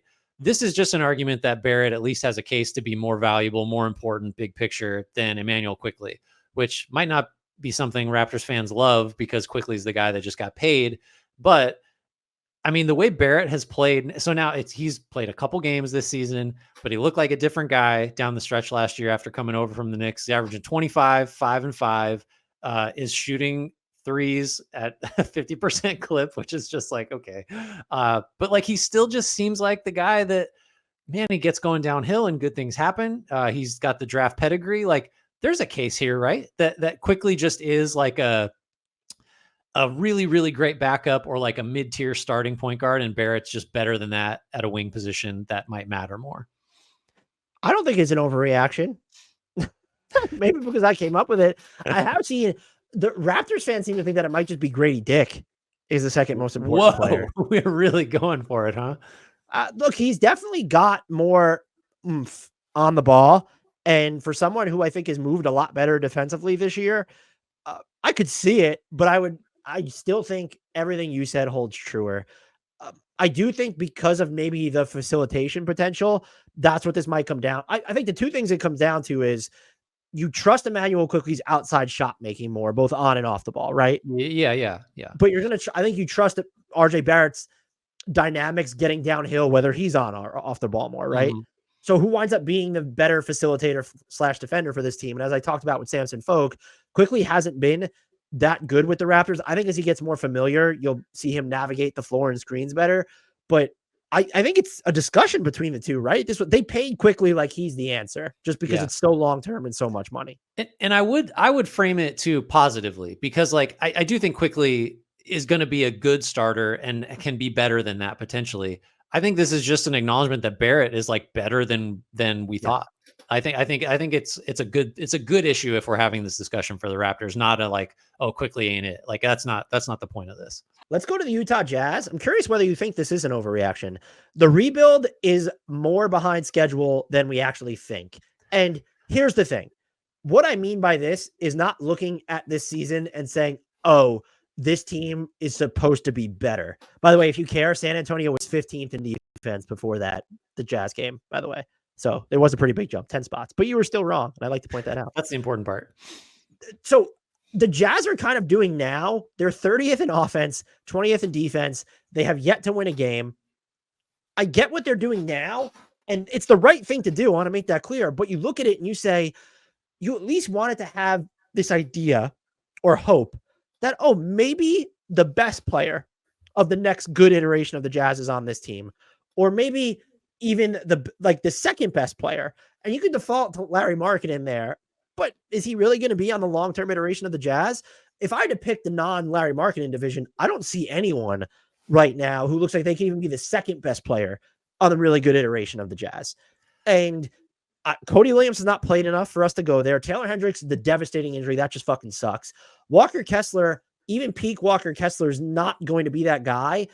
Keontae George is, I don't know if you ever have these players you feel a certain type of way about, but the aesthetics of his game, they look so good. At, like, not the turnovers, obviously, but like getting to his spots, how smooth he can look, like shooting the ball, making passes. And then you just go look at the numbers or just watch him miss all these shots. And it's, all right, are these two things ever going to kind of overlap, the aesthetics with the numbers? And the answer feels like no. I know we're a season and change into his career. That's where I'm kind of at on the Jazz, is they're not in a terrible spot because of these young players still might be good, and they have all these other picks and they have all this flexibility moving forward. However, to not have like even someone who resembles a tent pole, now we're what? This is year 3 of the rebuild. Yeah. That's concerning. Yeah, the extra picks and the flexibility and all that stuff helps. But yeah, it's just, I mean, the Hendricks injury, what are you going to do? But that removes one guy, at least for now, that we can sort of like start looking at like, oh, is he maybe going to be like, he didn't look like it before the injury, and now we're just gonna have to wait. I mean, Walker Kessler, someone they keep, I guess, trying to trade, or at least are open to.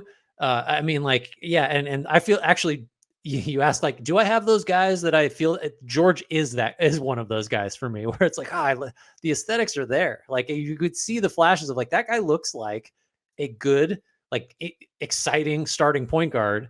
And then the production just is what it is. Like it's all eye test, in the positive sense for him. Yeah. I mean, and you'd love to blame it on the like, half-assed tanks of the last couple of years, but like, yeah, you didn't get Wemby. That was a mistake, or you didn't, you could have done better in that draft, positioning yourself. But like, they came out of this one with Cody Williams, and like in this draft, like who knows? Cody Williams might just be the best guy. That's not totally off the table at this point. Even by this year's rookie class standards, my Cody Williams will finish top 3 in rookie of the year voting. Predictions not looking so hot. It's so early. Like I mean, do you think this is an appropriate overreaction then, or is it not overreaction? No, this is like the correct take. I feel like, unfortunately, so maybe it's not a good overreaction. It's a correct reaction. On to your Washington Wizards and my large adult son. Dan Bilal Coulibaly is a future all-star. Wow. A fair amount of tape on this fella a couple days ago, unrelated to this. There was a really good write-up with a lot of scouts takes in Josh Robbins for The Athletic. Has been doing that for some, I think, just Wizards players. But Coulibaly, like, makes sense. One, showed up different than we thought as a rookie. Had better feel, just was more of like a basketball player than anybody, like always raw, like he's just a bunch of tools. Like he was more than that from the jump. And now I do think you can just bank on this guy's going to be a defensive monster at a premium position, because he can just guard your 6'7", 6'8" guys. And anything smaller than that, he's fine with, because he just has the length and foot speed. So the defense, I think, is going to be there. And then some of the on-ball stuff, like some of the finishing, some of the three-point shooting flashes you get, like, and you marry that just with the frame. Like, just, I know, like, I feel like this partly got me into trouble with Kuminga and a lot of other guys, where it's like, he's this size, he's this athletic, and he's showing signs of stuff on both ends of the court. I'm just like, I'm in. I just want to buy stock in that guy. And Coulibaly, I think it sells him short to just say, oh, it's about the like physicals, it's about the measurables.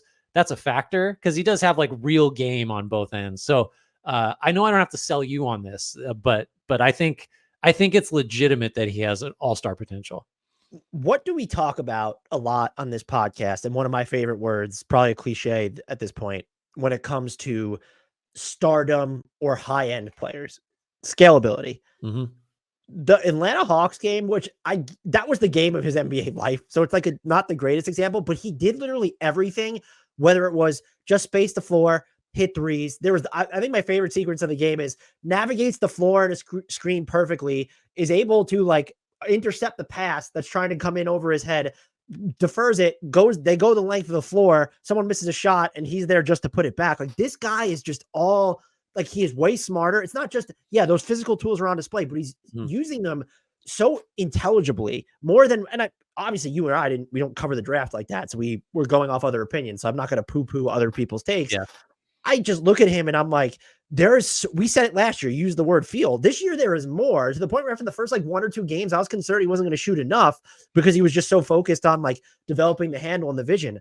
Grant, he's their most efficient scorer out of the pick and roll right now. That's terrifying. I mean, and it's not, he's averaging a point per possession out of the pick and roll. So I want to make it clear. It's not, he's 20 and he's not like a point guard. So I mean, that's unbelievable. And look, that's 65th percentile. I'll take that from Bilal Coulibaly right now. Oh yeah. You have to talk me out of it. And it would be, I think the position would still be, will he be on ball enough? Will he have the numbers enough? And the answer is he's averaging over 18 points per game right now. And you would argue is just, yes, they have featured him more, but this is not like his usage overall is 18.3. So this is not, we don't get into total usage. You can get into the like facilitation. This is their third option who's averaging 18 points a game. And I think he's someone who could at least be a team's second option and do more. Maybe you have Carrington and Poole and Kuzma. Is he probably their fourth on certain possessions? Mm-hmm. So I just look at him and I think he's good. If you give me an over under on 0.5 All-Stars right now, I'm going to take the over. I think he's been shown so much. I think the like, again, the physical tools are just like that alone is a head start. And then the fact that like, he also has, like you pointed out, like he's just way further along, like feel wise and intelligence wise. And then there's like, he's kind of like whatever weird niche, like NBA thing you like to fixate on. He kind of gives you some of that. Like he's really hard to screen. And he's big. Like usually the guys that are hard to screen are like real, you're like Marcus Smart was hard to screen. Like it's rare for that to be the case. Usually it's little quick guys or whatever. He has all these weird little niche things that he flashes where you're like, oh, that's a weird premium skill that we can just like add to the package of like, also maybe he's a first option offensive creator in 3 years. And look, that's what we don't know, because as good as he is right now, we have to see and I think it helps the fact that he can get his points in transition, play off the ball really well. But look at his drives. I think he's shooting 50% on drives this year. I believe they're a little bit up from last year. Can he facilitate out of those when defenses start to load up against him? Can he create for more of these dead stops? I think that he's shown like the field intelligence. I'd predict yes. I don't know if I'd go as high as number one option, but we haven't seen that response to his breakout just yet. I think because he was still sort of this unknown quantity.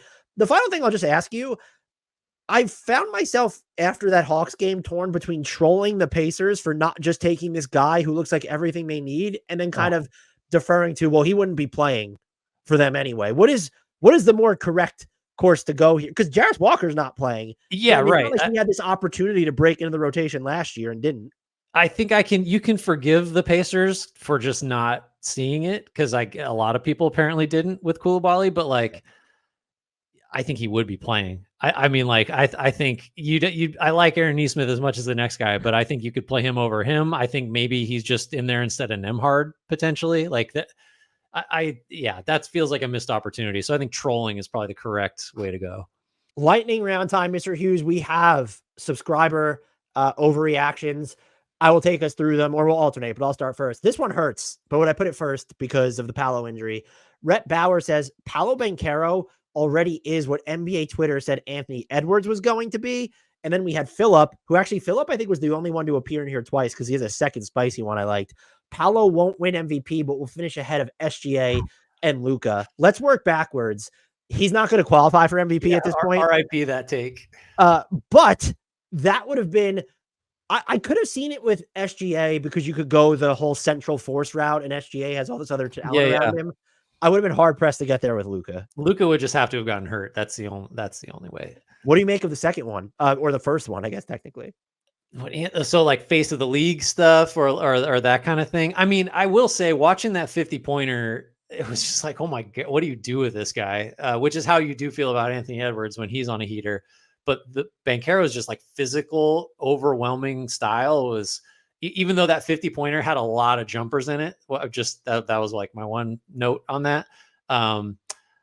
We'll never know, or we won't know for 4 to 6 weeks, I guess, is my reaction there. It's not. I think he's out indefinitely was the timetable, right? Yeah, that's the shorter one. I think was what they gave. Next up is we have.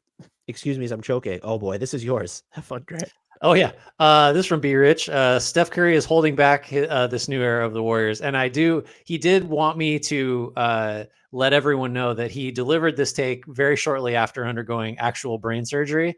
But I feel like the take makes that clear. So I don't feel like we need to let people know. I almost killed Dan if you're not watching that video.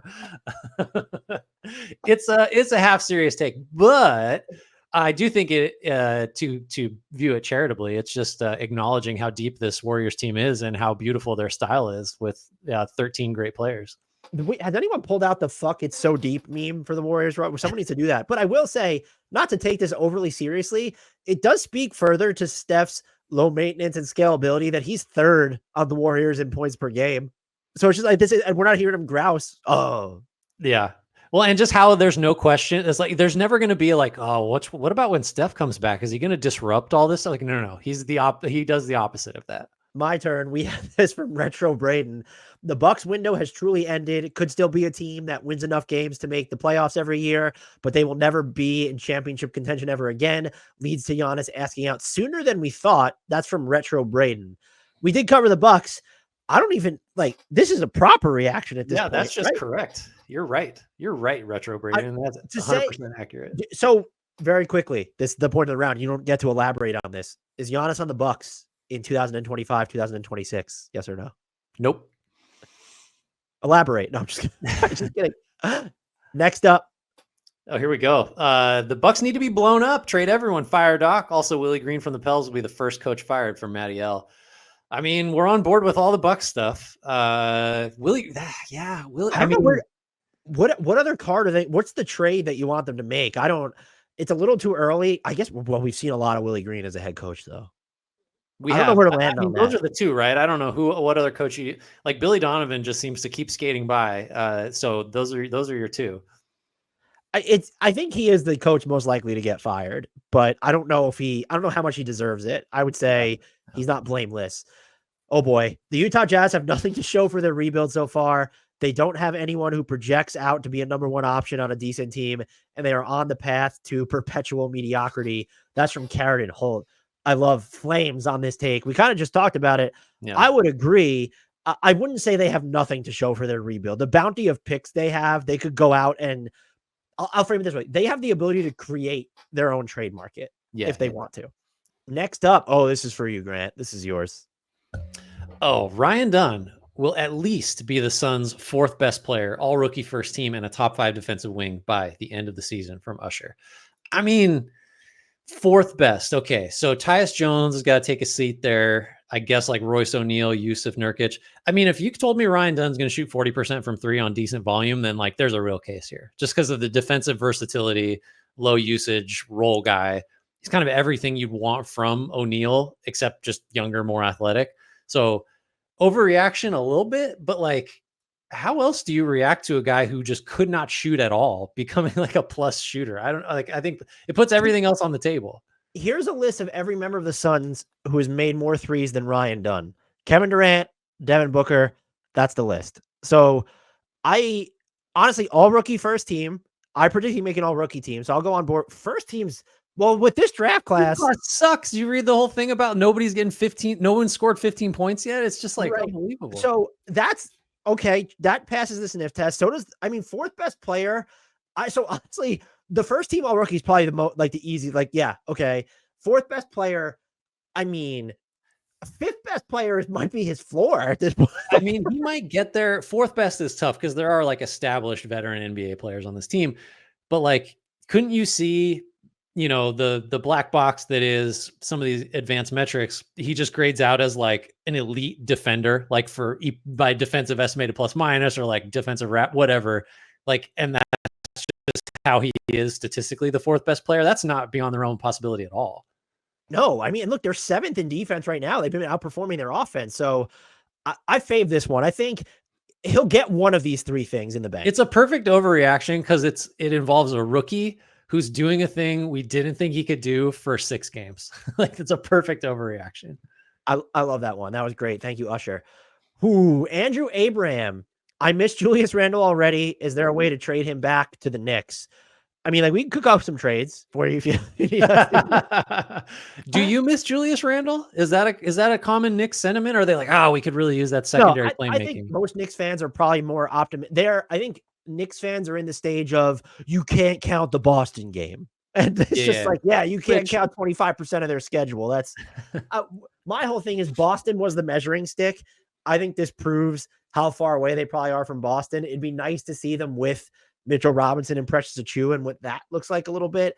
I don't know. I'm still open-minded on the Cat edition. We talked about this already. I will say, though, and we've now said this, I do feel better about the trade from Minnesota's perspective than I do about the Knicks, because I think it started to set in the sobering reality of what would happen if this doesn't play out almost perfectly for New York and how boxed in that they would be, unless they make the Giannis trade that we outlined for them. Yeah, there's a soft landing for the Wolves, relatively speaking, and there's kind of just not one for the Knicks. Shout out Andrew, though. Yeah, Julius Randle, I don't think he's been that bad in Minnesota. There's definitely awkwardness in the starting 5 and with Gobert, but I think again, I've changed my perception of them by the possession, but I think he's been fine for the most part.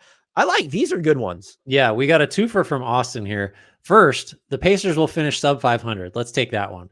That feels like an overreaction, but we did just call them the 21 Atlanta Hawks. I don't remember their record. I think they might have won like 36 games the next year or something like that. Aren't they contractually obligated to win no more than 37 at this point? I'll double check that. Also, Austin is a Pacers fan. I know. Well, so this could be a reverse jinx attempt, but I don't think it is. I mean, sub 500 is rough. I feel like that's a Halliburton injury or a Siakam injury, maybe, because like they should win.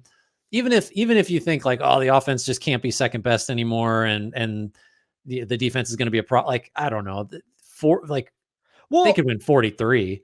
They lost. I mean, they barely beat the Pistons, and then they got blitzed by the Knicks. They needed overtime to beat a Sixers team that doesn't have Embiid or Paul George. They lost to what was a good version of the Orlando Magic, and they were within 4 of that. And then it took them overtime they beat the Celtics, which no one else has this early in the season. So there's that. It's definitely spicy, but someone's got to kind of like, who is it? Like, is it going to be the Knicks or the Bucks that are in? Who's more likely to finish under 500? Philly, Milwaukee, or Indiana? I don't know why I'm yelling at you, by the way. I apologize. Man, those are all good. I guess you probably have to say Indiana, just because we know that the top end versions of those other 2 teams are just better than Indiana can be. The vibes in Indiana seem a lot better than in Philly and Milwaukee, though, if that's any consolation. Yeah, I hate this. Is like I always like cringe when I hear this like line of reasoning. I'll just say, like, Bill Simmons does this all the time, where he's like, there's always a team that you thought was going to be good that falls out, that kind of thing. There's always a this, and we just don't know who it's going to be yet. Cause it's like, well, okay, I don't know what actual like logical point you're making, but the Pacers are maybe just that team that is like, we kind of oversold them. We should have seen this coming. They're not quite that good. That fits to me. The second one here from Austin, also, the Lakers will finish top 4 in the West with AD making first team All NBA. I mean, there might be 1 or 2 guys I'd take over AD for MVP right now. And we just spent a lot of time lauding the Lakers. Top 4 that's hard. But I definitely am on board with AD being a first teamer. I think you're going to need the Nuggets to stay struggling, maybe a couple other issues to get them up into the top 4 though. Right. Yeah, but it's also kind of like, the Warriors going to stay where they are. There's a lot of like fluidity in the West right now. There is more than we would. I mean, OKC, Minnesota, Dallas, you'd probably put ahead of the Lakers, but like Minnesota has looked beatable on some nights. I mean, Dallas, the Suns haven't even peaked offensively yet. So this is a very good overreaction. Both of these, nice job, Austin. Next one will be for me, and it comes from Pelicans Adam. I'm really worried about that the Pelicans are going to be bottom 5 in 3-point attempts and defensive rebounding all year. I would say, Adam, one, thank you for your contribution. You are not worried enough because this is just a fact. They're going to be bottom 5 in 3-point attempt rate. Like that's just pencil that in. And defensive rebounding, you let 2 of your more valuable rebounders go for nothing in Jonas Valanciunas and Najee Marshall. And you're injured to high hell right now. So where is the rebounding coming from? Is it like Yves Missi is going to come in there? Is he going to like solve this? Zion has never historically been that great of a rebounder. So I think you're appropriately concerned. I have larger concerns for this, such as, are they even just going to figure it out on offense in general? Yeah. I think the problem is that the defensive rebounding was foreseeable because they just, like you said, they lost guys that rebound and they were going to play small. Like the 3-point attempt thing, just if you're going to play smaller more often and 5 out and have Zion drive to kick and suck the defense in, like there's no excuse for the 3-point attempts being what they are. Even if if you have guys that you want shooting them hurt, like that's just still just like a stylistic choice. You're just not prioritizing those shots. Next one's going to be for you, Mr. Hughes. All right. This is from Thomas. Lonzo Ball will not be traded and the Bulls will make it to the second round of the playoffs. Whew. I mean, the trading part, so he's out with a wrist injury. It's grade 1 or 2, 10 days, I think was the It's prognosis. not his knee, so I'm fine with not it. his knee. We're good. I mean, like, is there anybody else that just everyone's rooting for like this? Like, isn't this kind of like Bilal Coulibaly? Yeah, well, besides Bilal, he has 101% approval rating. Ball's just at 100. Cody Martin, who are some of the podcast fans? We got Bismack Biyombo fans in the Discord. A lot of Bismack. I would say a surprising amount of Bismack Biyombo talk. Which is to say from one, which is a one little source. bit. Yeah. Shout out BJP. Okay, let's take this one at a time. Will not be traded. That I'm in on because he's expired. Why would you trade him? Yeah, he's expiring. Like, I don't know what. Well, doesn't he have a player option? Or no, this was the player option year. Yeah, right? yeah. I think this is the last year. Make it to the second round. So unless you're prepared to say that they are going to be a top 4 seed, you need them to beat one of, I mean, Boston, like Boston. I think first, Boston. We'll just Philly, Milwaukee, Cleveland, whatever. That's a tough one. I do hope that Lonzo Ball does not get traded and is in fact the reason they win a first round series. But that's a pretty solid overreaction. I will say if they stay in the top 10 of defense after going from Andre Drummond to Jalen Smith in the center rotation, going from Alex Caruso to Josh Giddey in the guard rotation, having Zach LaVine play more minutes this year. I guess DeRozan's not there. Like that'll be a feat. There's witchcraft happening if that's how it ends up. Billy Donovan for coach of the year. You heard it here first. We're getting into some Denver Nuggets. I had to cut a lot of Denver Nuggets. If we had Denver Nuggets, we had so many of them. Nikolche Kolev says the Denver Nuggets will be in the play-in. So this takes it a step further than me talking about the Jokic scoring title, Grant. The Nuggets are a play-in team. And by the way, that just means that they're not top 6 in the West. Yeah. So let's go through it. I'm prepared to say that OKC is better than Denver. Is that the hottest take you've ever heard? So OKC, Phoenix, and Minnesota feel like the locks, and Dallas feel locked to be better than Denver at this point. That's 4. You just need 2 more. It could Golden State, the Lakers, name it. Maybe Houston. The Kings, like the Kings could just be the 5th seed. Why not? Like that's a Houston. Yeah, Memphis. Right, Memphis. This is not an overreaction. I think this acknowledges the downside here, and like if Jokic gets hurt, they're probably not even a play-in team, right? Like they're just you're in the lottery, and you don't get this pick probably. Next up, we have this is from Phil. I liked this one. This is for you too. Chet will be the reason SGA doesn't win MVP, so they trade him. I mean, it makes sense. It's just like if SGA like probably played about as well as he could last year, didn't win it, and now the talent around him is rising, and so the argument that it's not just him gets easier to make. So like, and Chet just has looked. I mean, we maybe should have transferred over 15 to 25% of our J-Dub hype onto Chet. I feel like. Right? Like he's been unbelievable. He's been better than J-Dub so far. And this team hasn't started, by the way, just OKC Thunder. They just haven't started hitting their threes yet. Oh, by the way, you know who's actually the one who's hitting their threes? Lou Dort. as he's known to do. It's Lou Dort just continuing to make those threes.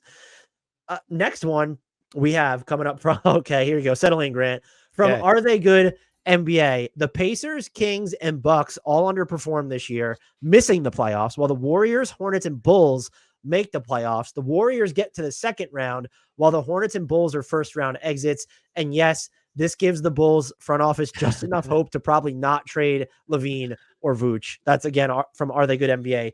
I'll start here. I don't think there's a market for Vooch, personally. Maybe the Pelicans, if they just wanted someone who could rebound. I don't. Yeah.